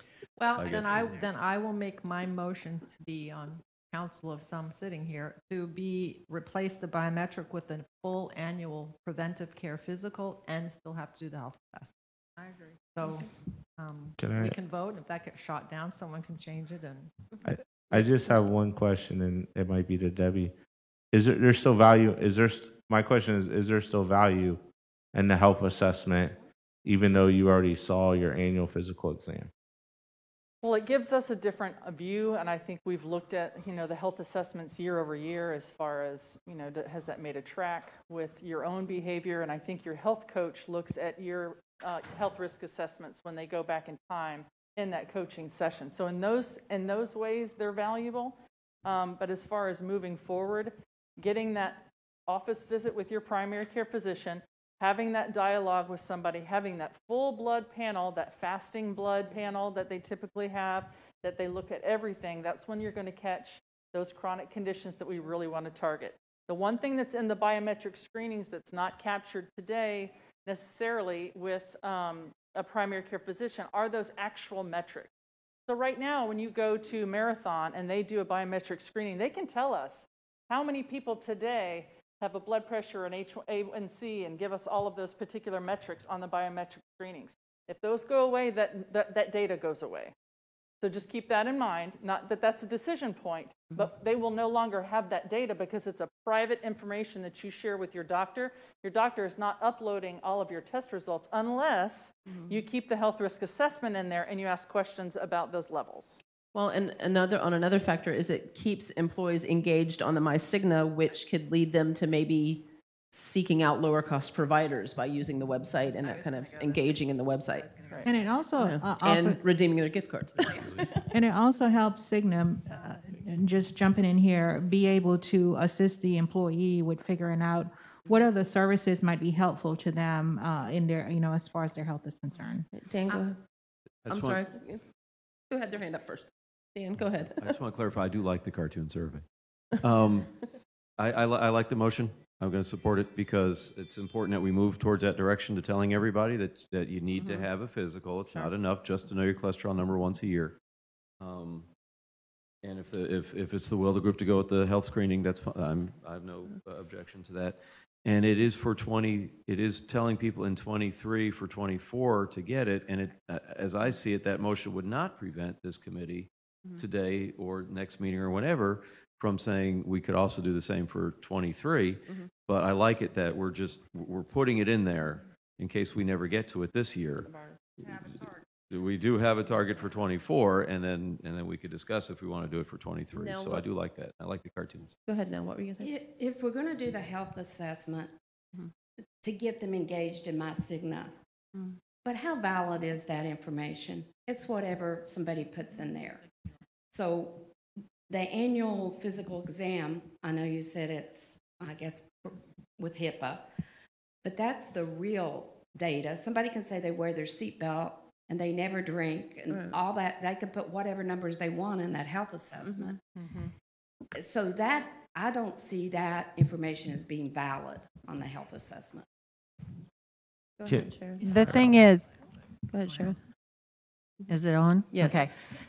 The thing is, you're getting them to actually look at what it is, and even if they fudge their numbers or whatever, when you get to the end, you get a score.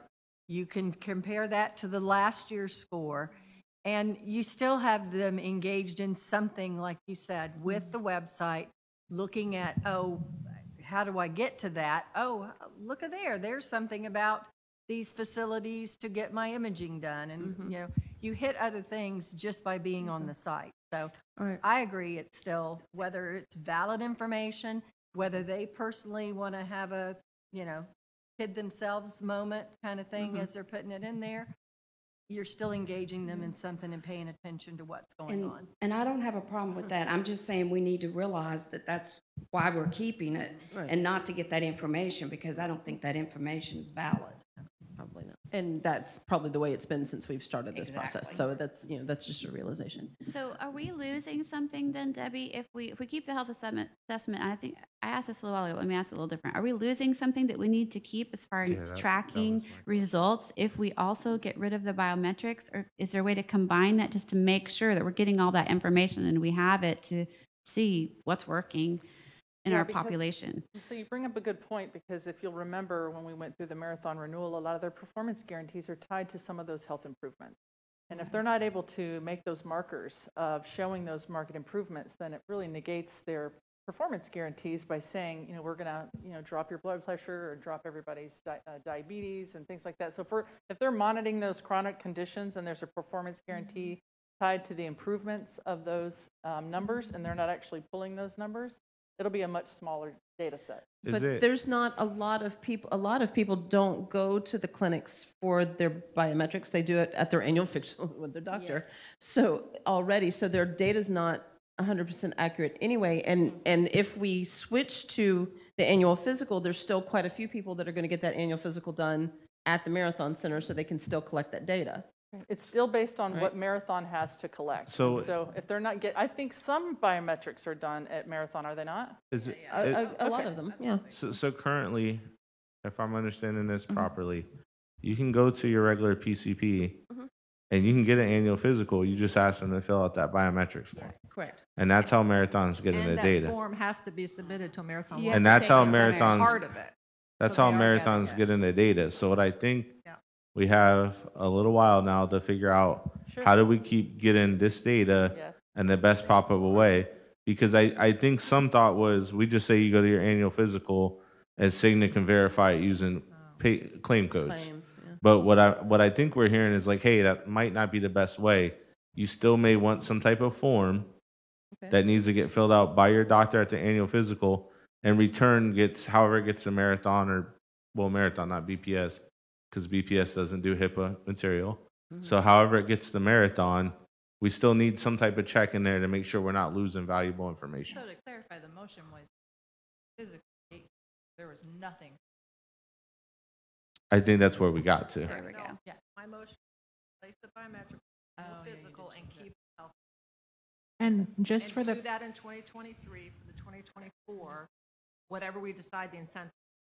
And then add to it if you choose not to go to a marathon to have your annual physical, if you go to your private care doctor, have a form similar to what we do have now the form, that will to be report the form. data. Same as it is right now. That Yeah. wouldn't change at all. Same And form, people are same used to that process. already. That's what Correct. we're having to do with biometrics anyway, so I don't think that would be a hard.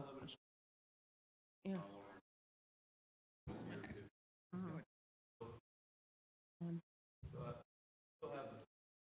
A form that we have to take to our regular doctor and send it into Marathon, then that's not really eliminating biometrics then. So just to clarify your motion. Replacing. Data is there as a portion of your larger. Right, Point is get the annual.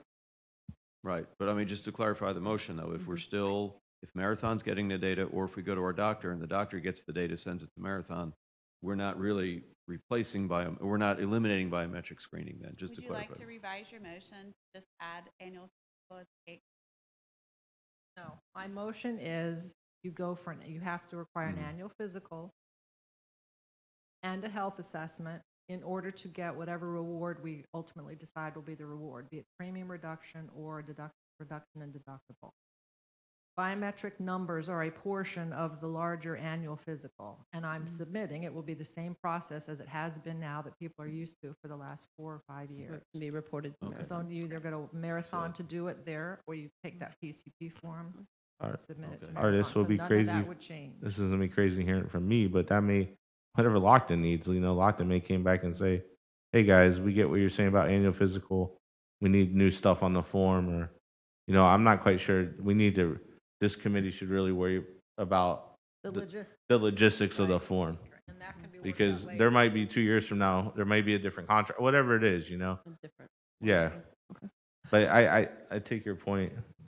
Let's address Lisa's motion as it is to replace biometrics with the annual physical, maintain the health assessment, and still continue to report to Marathon however that looks at the time. Do we have a second for that motion? Okay, so Dan has seconded. All in favor of the motion as Lisa's presented it, please raise your hand. I think we are unanimous again. Hey, Okay. All right. hey, Look at us getting stuff done. All right. let's go. That was awesome. All right. Is there anything else we need to address, or are we ready to move on to our financial update? We're not there Does yet. Dan still have a motion on the floor or a discussion on the floor? No? Do you, Dan? If you forgot it, it doesn't count. Okay. That ship has sailed, yes. Okay. I feel like At some point, this is not a motion, this is just as long as someone called my name. At some point, we're going to want to discuss if we want to make the physical a gatekeeper activity for 2023. That's for 2023. You just did it for 2024. We just put, this motion just told everybody run out and get your physical in 2023. Dan, I thought we've already clarified that, but what is on the page to have done during 2022 will apply for the 2023 year, correct? No, we put subject to change in there. That was like the very first For the thing we did. future. That was I what- do think what Dan, sorry Dan, if I may, I think what Dan's trying to say is there's multiple ways in 2023 that we can use like annual physical to try to get to the further point. and we may want to have that discussion sooner than later. To just solve the big problem for us by, this is in a very, I mentioned it was very good what you did. I said it then, I'll say it again, is that we've made that decision now in January of 2022, that come January of 2023, all employees will know, hey, sometime during this 2023 year, I need to. you better make sure you get your physical from a doctor, not just your cholesterol, not just your drop of blood, but you better get the whole thing, go to the doctor, look, get, spend that quality time with your doctor that only 44% of us are doing right now. Make sure you do that, because come January 1, 2024, there's going to be whatever the incentive is, better do it. And I had commented that we can still have that discussion during the 2022 year, which we're in, to decide if physicals will be required for January 1, 2023. Would we consider scrambling this year to tell everybody to do it then? I'm not bringing that with emotion right now. I think there's, but right, and that was well done. But and that's so Dr. Teddy had me under my thinking. Sometime we might want to have that discussion, but I wasn't suggesting we do it right now, with respect to the agenda and time. And I'm gonna piggyback on something Dan just said. I was gonna wait to the end, but time. I try to reach out to Antonia over in between our two meetings to put something on the agenda, and there's no process, as it was explained to me, for any of us as members of Siac to put something on the agenda. So I would like to create that. And that's something we have at the end of our meeting during closing. That's something we're going to discuss in the future. So if you'll let us get through the business first. All right, are we ready to move on to our financial update? No, Yes? we're going to do communications first, and Amanda's going to walk through. Okay, in different order. Okay. Hi, everyone. Can you hear me? Yes. Okay, this Thank is you. exciting. All right. Okay, so for 2022, we really want to focus on having a holistic communication partnership with all of our vendors. Our goal with communication is to always have better participation and create more awareness.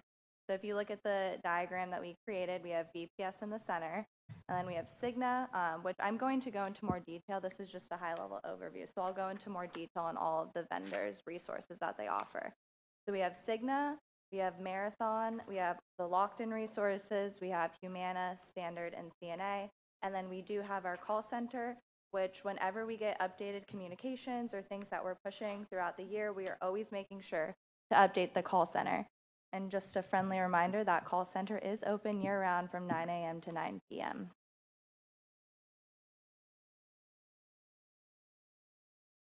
So throughout 2022, BPS, Locked-In, Marathon, we're all working together to create pre-planned monthly events and promotions throughout the year. So right now we have February through August planned out. For February, we are going to focus on heart health and conduct biometric screenings.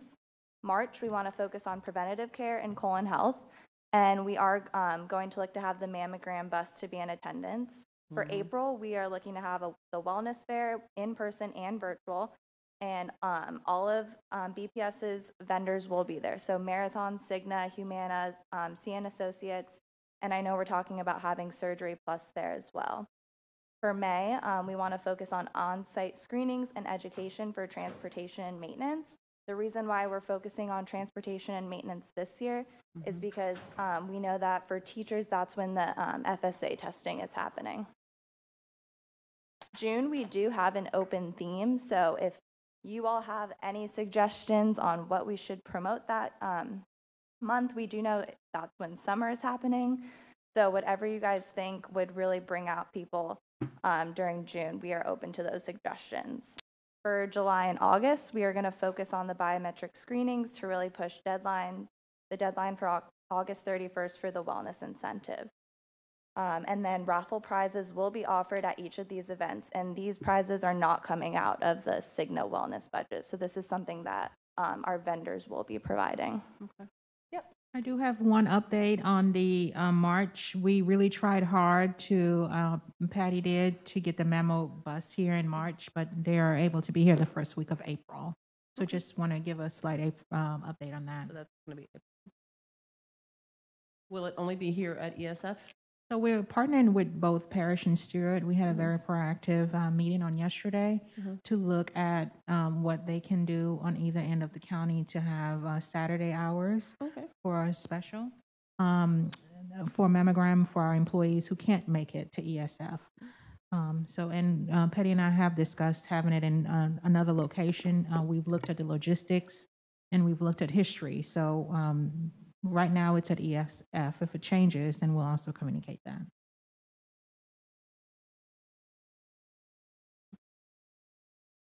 And then we did want to just give a friendly reminder to what Lockton has to offer in respect to communication resources. So we did do a lot of this in 2021 during open enrollment, but we did want to remind you that we can create communication that's specifically related to wellness. So I know for open enrollment, we did a brain shark recording, but it was like over an hour long. We can do brain shark recordings that are 90 seconds, 3 minutes, 5 minutes that are easily accessible to you all. We can also track the statistics for the brain shark recording, so we can look at how many views and listeners we have. We can update our flipping book, which I know we are currently working on updating the wellness page. So when that wellness page is updated in the benefit guide, it will be sent out, and we can track specifically the viewers and the clicks that were on the wellness page. So we will be able to provide statistics for that. We can also look to send out postcards to homes to reach spouses. We can put flyers around the break rooms, and then we can also look to do email campaigns. But what I really want to mention for the email campaigns is we want to have one email that has all of the information. We don't want to have an email from Humana coming out about this is what we can offer. We don't want an email from Marathon Health. We want to have one email with all the information.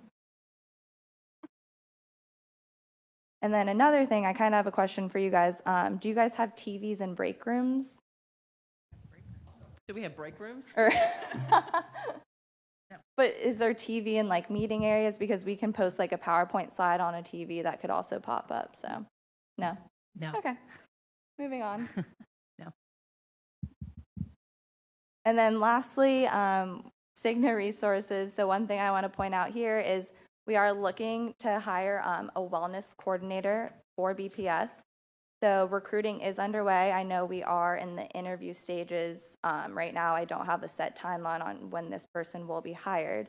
But I mean, her main job is just to focus on BPS wellness. So this is something that will be off of the BPS benefits department. She will handle email campaigns, wellness campaigns, all that. And that's her full responsibility. She will be on site. So we're still in the very early stages of that. And then other things, that we previously talked about, Corey talked about producing all of the Motivate Me promotional materials. Obviously, BPS and Lockton are working with Cigna and producing that kind of stuff, giving final approval. We are continuing the gift card incentives to help keep members engaged. And then we do have the Vitamin Central and then the Life Connected seminars that I believe Antonia posts on the wellness site. Any questions?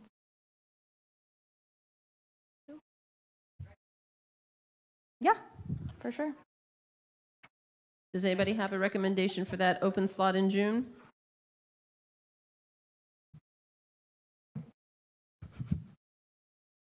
Maybe just Maybe skin cancer. skin cancer, That's a good one. how to decompress Yep. after a hard school year. Skin checks. Where- Cheesecake. It's mental health. Mhm. Ice cream social.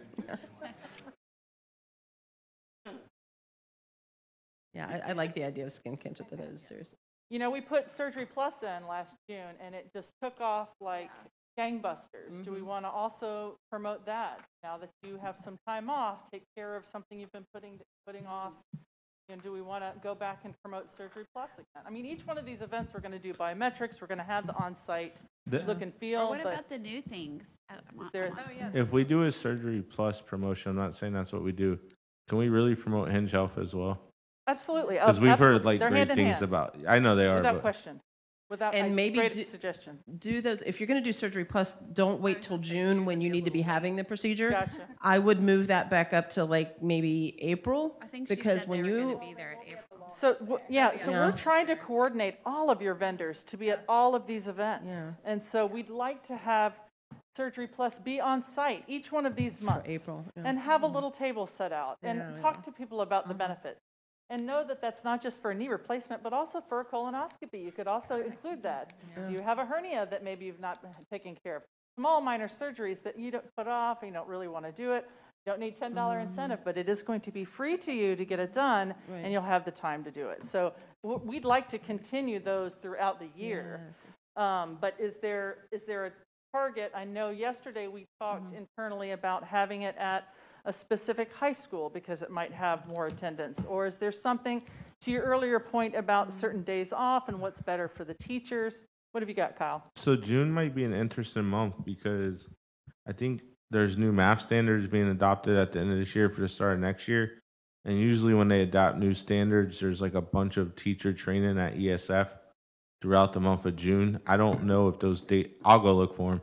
I don't know if those dates are completely out yet, but they're probably going to be out pretty shortly. So that might actually be a good time to you'll have more people in ESF in June than July. I know that. That's true. That you're correct, Kyle. In July, I think from a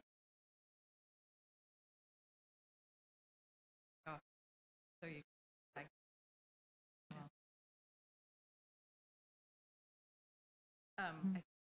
what about our new vendors?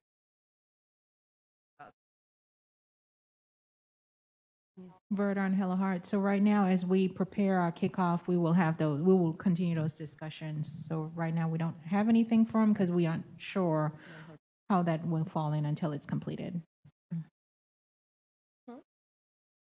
Dan, go ahead. Microphone. Just leave it. Well, because I'm always muttering to myself, and I want to be picked up on it. Sitting there swearing under my breath. All right. I had mentioned at the last meeting, we were talking about communications. I don't know if anyone was going to run with this idea or if y'all were just kind enough to listen to me. But I thought that the summer might be a time to identify a leader at every school, or more than one, possibly multiple people at every school. Not just a benefits contact, although we all have wonderful benefits contacts, but just two or three, or depending on the size of the school, people that'll come in, get a training, just get a general dumping of knowledge of what all our benefits package is, what's offered, what do we mean by the trust fund, how are these decisions made, how does this all work? So that way every site has a couple knowledgeable employees that can help us with rumor control, that can help the freaked out employee that, oh my goodness, I just got bad news from my doctor, what does this mean, how do I get help? And maybe the summer's the time to offer some trainings, offer some 4 hours of come on in and let's give you an overview and thanks for stepping up. And then the unions can take it to the table that maybe we get this on the supplements package if possible. You knew that was coming. No, I'm not volunteering to be that person at my school, but I'm just saying maybe we think about it now. That way we can implement it over the summer. Those are some of the functions that you're talking about for our wellness coordinator.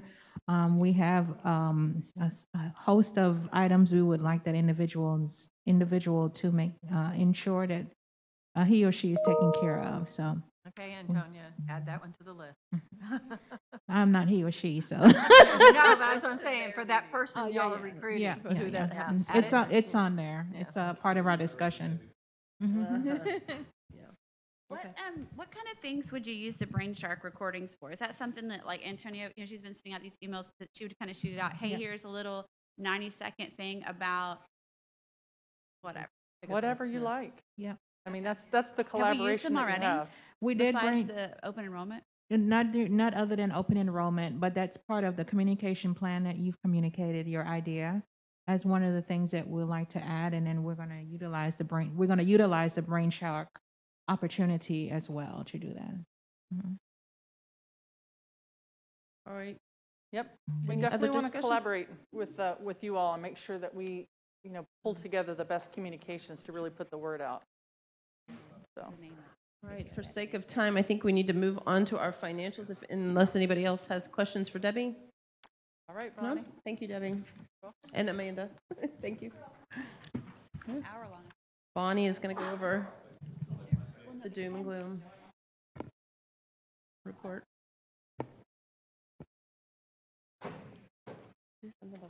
Okay, there's not too much excitement for the month of November with our numbers. Our revenue's flat as it's been all year. Look all the way down to the increase or decrease in operations, and you see that we had a 1.1 million decrease in operations. That's about 600,000 more than last month, and that's due to an increase in pharmacy and medical claims. Look over to the right-hand side, and you see that our average loss is 732,000, which is a little less of a loss than we had last year. We're still running like that. And fund balance is 1.5 million.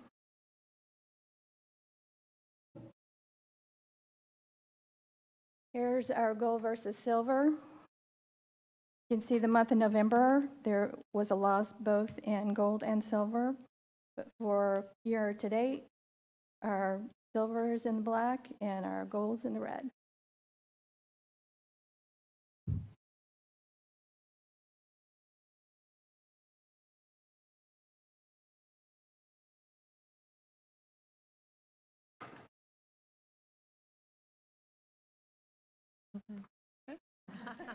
Perfect timing. Outstanding, thank you. All right. Okay, so we have claims through November that we're going to go through. Just a executive summary here on page 20 to highlight. We did see a drop in your enrollment through November, down by a little over 4%, and respectively, your membership was down a little over 5%. Year to date through November, your plan was running at a deficit for at 6.95 million, close to 7 million compared to your total budget, and your loss ratio based on that budget was at about 111%.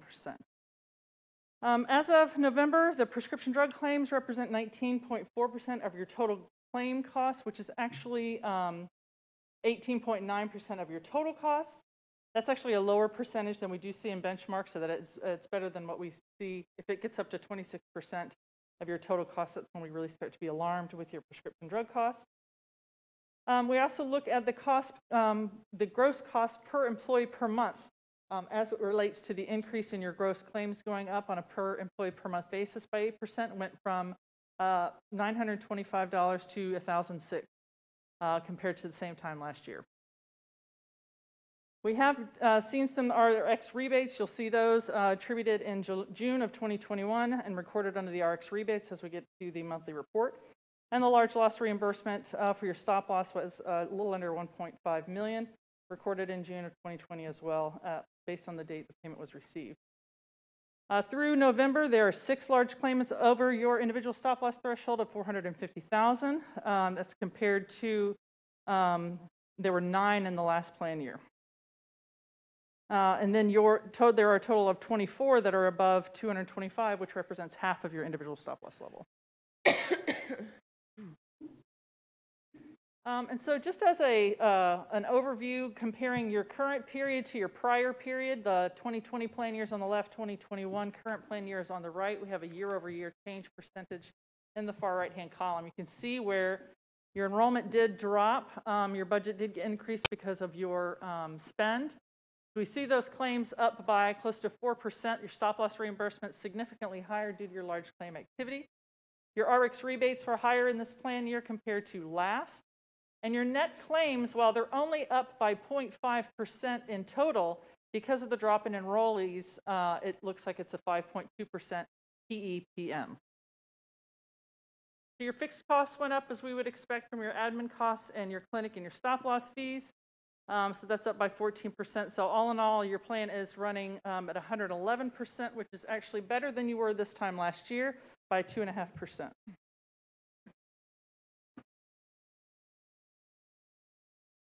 Our next slide here talks about the actual versus the budget. And so, based on, the information that we received from the district and the claims information that we have from your carriers, we're looking at that actual compared to the budgeted cost. You're, again, running at that deficit of about 6.9 million. Here's your monthly paid claims through November. You all have seen this report. This report here shows and measures the performance from a month-to-month basis, goes all the way through December. You can see in the far right-hand side as we look at your loss ratio compared to your budget costs, there are only 2 months in here that it didn't go over 100%, making your whole 11-month period running at 110%, excuse me, 111%. Only in February and June did we see those numbers drop under 100%. Every other month we did see claims exceed the budgeted cost. And when we look at a cost difference per employee per month from your total claims, change from the prior year, just over 8% for your total gross claims, and 5.2% compared to prior on a PEPM basis. On the next two slides, we compare the gold and the silver plans. So on this one, the gold plans received $3.1 million in RX rebates and $2.4 in stop loss reimbursements, still operating at 121% loss ratio. Similar to what we saw in both plans roll up, we see only February and June being positive months for the fund. Every other month, we're seeing those expenses exceed the budgeted amount. Alternatively, in the silver plan, we see only a few months spiking over 100%, that being March, July, and August. Understanding that for the February claims, that 28% number, and January, certainly the 25% number of claims were withheld in the first 2 months of the plan year on the silver plan. So that 128% that you're seeing in March is somewhat inflated. Okay. Any questions? I know I was going through that a little fast.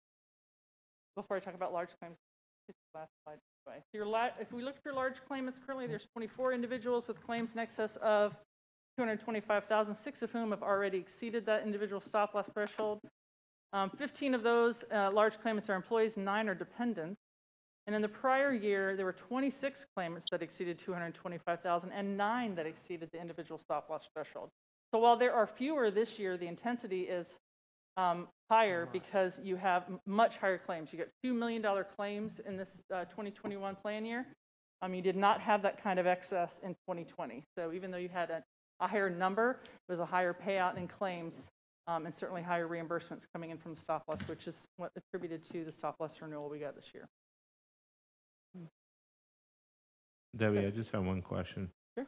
On the gold plan, it's like 100 and the loss ratio for the whole year is running like 121%.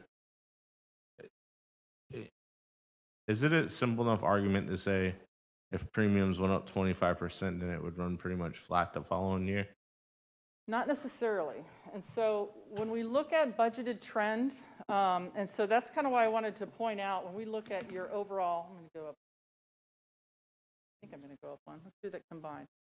See down here in the bottom, we talked about the net claims on page 23. What does that change year over year? That 5%. We'll see that roll up. We'll look at that on the current 12 months. We'll look at it in the prior 12 months. That's somewhat representative of your actual trend. That trend would apply if you were running at a sustainable loss ratio, which we would expect to be between 86 and 89%. So if you're running at about 86% of what your expected cost would be, then you would expect to get just that trend, 5%, for the following year. You're already over and above, we're assuming that you're going to come in at that trend. And so if you're already operating at 121, you're going to have to make up for the 21% and the additional 15 to back it down to that 86%, which is where we'd rather see that performance. Now, coming in that low on a self-insured plan would represent a surplus to the budget. So you don't necessarily want to see it too low because we want to make sure that we're properly allocating the dollars. So that's a good rule of thumb as far as how you're performing, meaning what the increase we would expect and project for the following year. But again, at the same time, we would not want to consistently see you operating at a 62% loss ratio. That means we've either priced the plan too high or you're getting too much in overpayment. And so does that answer your question? Thank you. You're welcome. I know I went through that really fast. But No, you're good. I caught it. Thank you. I think that's the fastest I've gone through your financial update. Does anybody else have any other questions? Any questions for Debbie? If you think of any after this meeting, I know we've had a big focus on wellness. Please don't hesitate to put those out to Antonia, and we'll bring that back to the next committee. Antonia, did you have a question? Oh, no. Oh, you're just scratching. Okay. Thank you, Debbie. Okay, you're welcome. All right, Ms. Scipio, moving forward. All right. So everyone anticipated my moving forward conversation because all of the discussion that came to the table earlier is about our moving forward for next month, and I wanted you to go ahead and start thinking of it, but it sounds like you're already thinking of it. So moving forward, next month, if you would come to the table ready for discussion as it relates to our planned strategy for 2023, 24, what our wellness requirements would look like. Possibly, we want to start looking at our plan design, our plan name, and anything as it relates to health. So it's time to shift our focus from just strictly health and from just strictly wellness and on what programs we're putting in place, but what our plan now is going to look like. Because we want to ensure that we on a proper time frame to begin bargaining, because it is part of the bargaining booklet. So that is what moving forward is. Anyone have any comments or questions about what our intent is beginning in the month of February? I had a comment.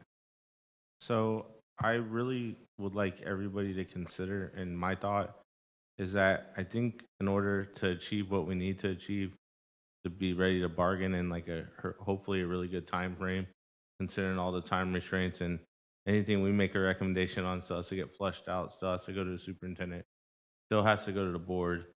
Probably, I guess it goes kind of to the board half. I don't know how that all works.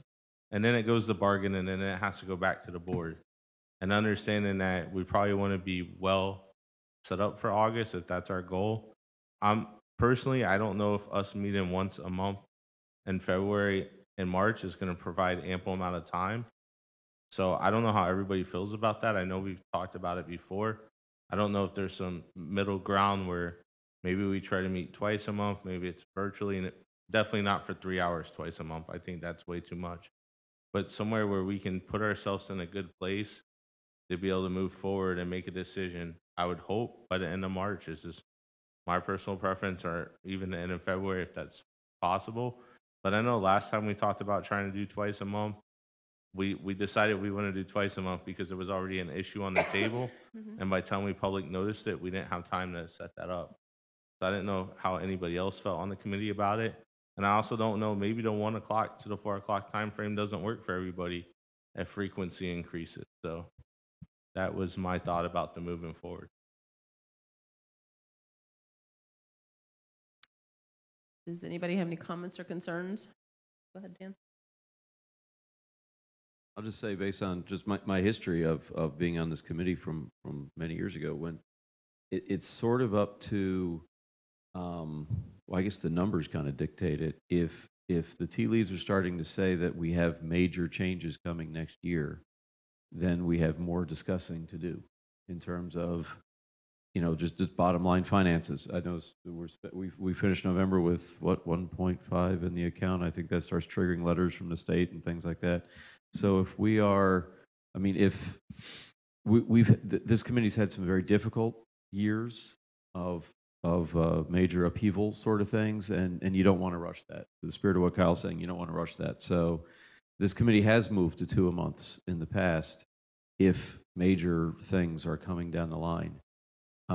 If the people reading the tea leaves are going, well, no, I don't think it'll be that big an upheaval, then maybe we don't have to meet. But if the unions are pushing for negotiating early, and if the numbers, if the facts are saying that there could be some major things in line, then yeah, we have, that means we have more work to do in a short period of time.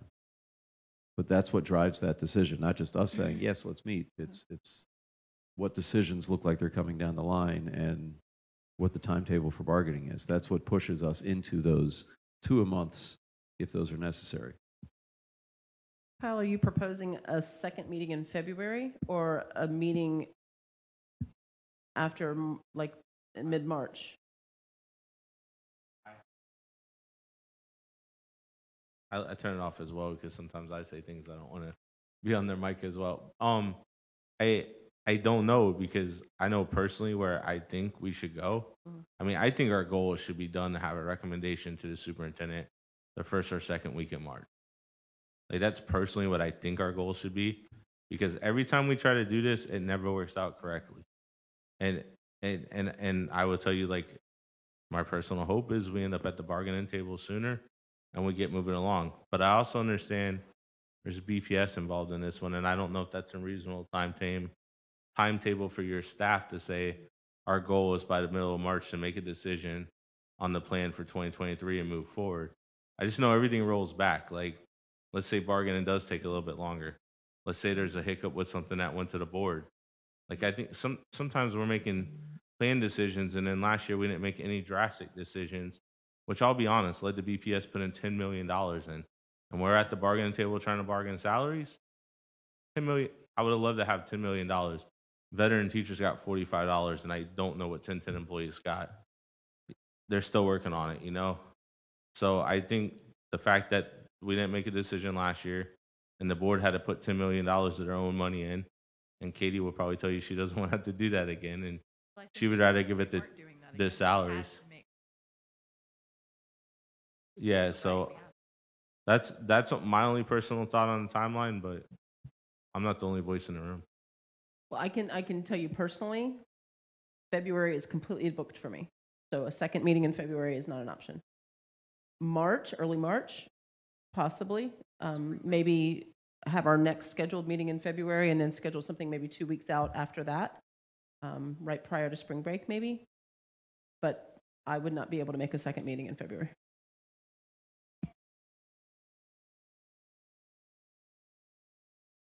You list again so we can write it down and be ready what you want everybody to be thinking about for February. You said plan names. So Plan do we names. want to go away from gold and silver, That's rename them correct. something that's Something more not creative.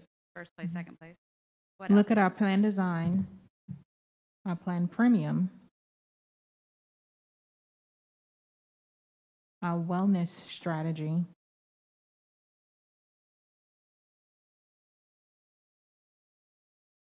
That's pretty much it, unless I'm missing something. Did you say plan names? Yes. You talked Mhm, plan names. mhm. Name, premium, strategy, design. Sorry. Design, and wellness. Well, we kind of talked about wellness a lot Yes. today. So that's why it's a minute discussion, not really, but it is, but just really on the plan design, the strategy of the plan names and that sort of thing is more important for the next meeting to me, as opposed to focusing on wellness. Gotcha.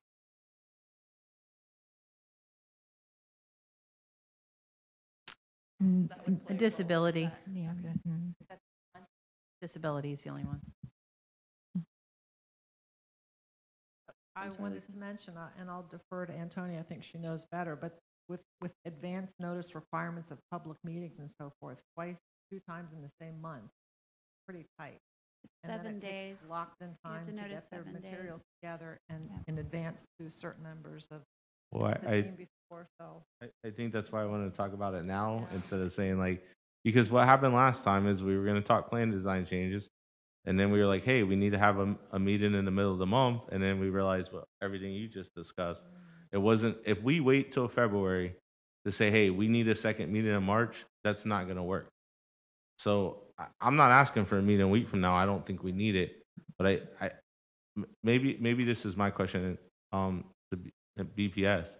What is the timeline that we should be on? Is mid-March too aggressive?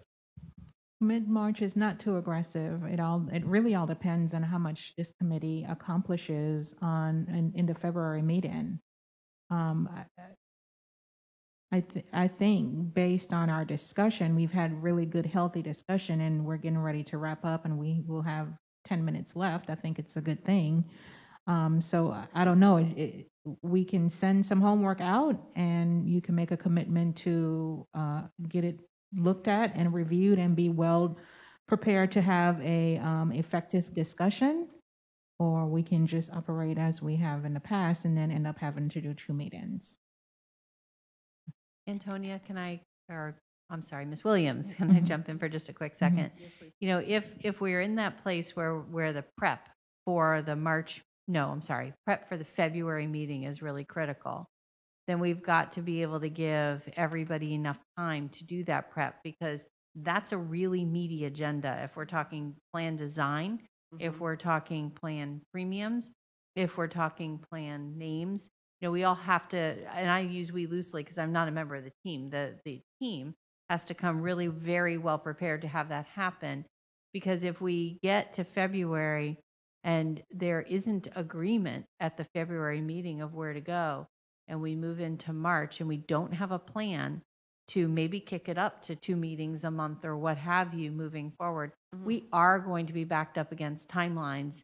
And, even though June and July sound really far away, they are not. No. And I don't want to be backed up against those timelines for getting everything in place, because then exactly what you've talked about in here today, if you make recommendations and we have to kick the can down the road a year, and you don't want to do that, that will happen.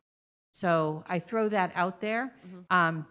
I would have to check on the notification rules. If we can put out a notification that we're going to have a meeting in February and 2 in March and 2 in April, and I don't know how that piece works. I'd have to look into it, but I think you have to give consideration.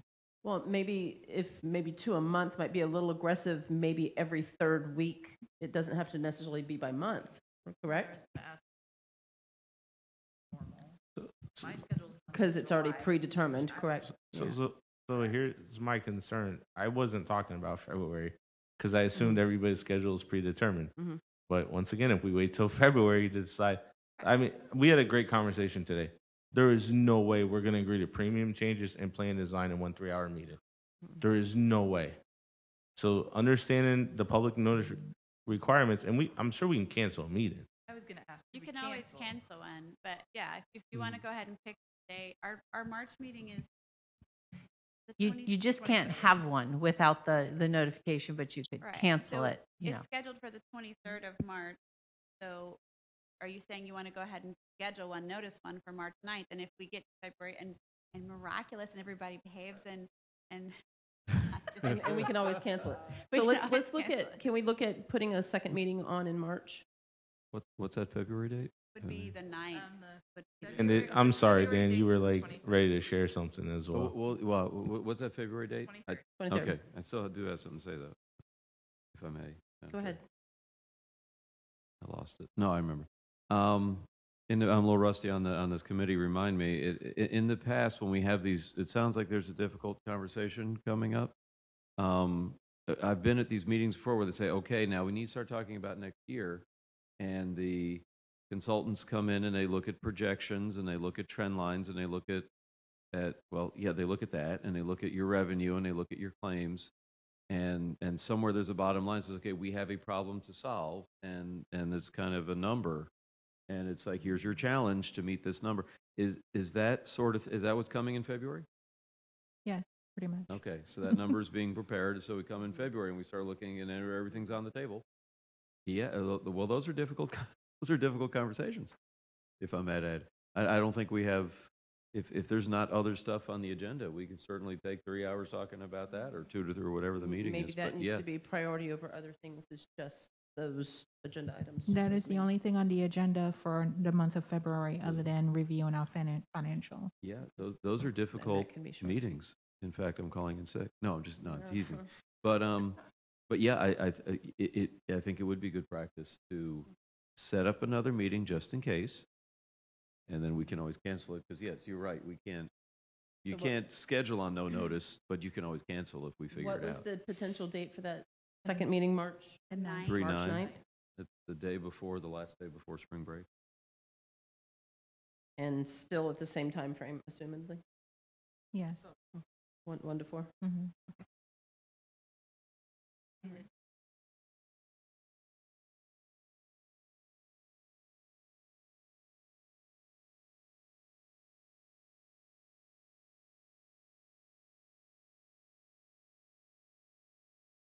The day is fine. The room isn't fine. But we'll figure it out. We will find some place, even if it's potentially not at this site. But Y'all invited to Space Coast Junior Senior High. Yeah, come visit us in Port St. John. So we'll figure it out. Do you have that on there? Do you have the 9th? Okay. Room 808. Okay, last on our agenda, Kyle, you had another request about agenda items? So I was trying to add this to the agenda because we're always tight on time. Okay. And then it was brought to my attention that there's probably not a procedure to add things to the agenda.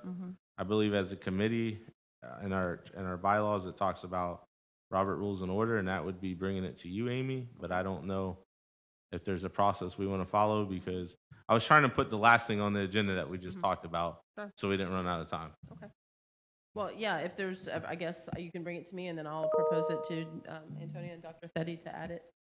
If it's something that needs to be an agenda item, and if it's just a simple question, maybe we can get it answered ahead of time, even before the meeting. All right. Is there any other discussion for the good of the group? If not, do we have a motion to adjourn? And the second? Dan will second. All in favor? Stay dry and warm this weekend, and we will see you February 23rd.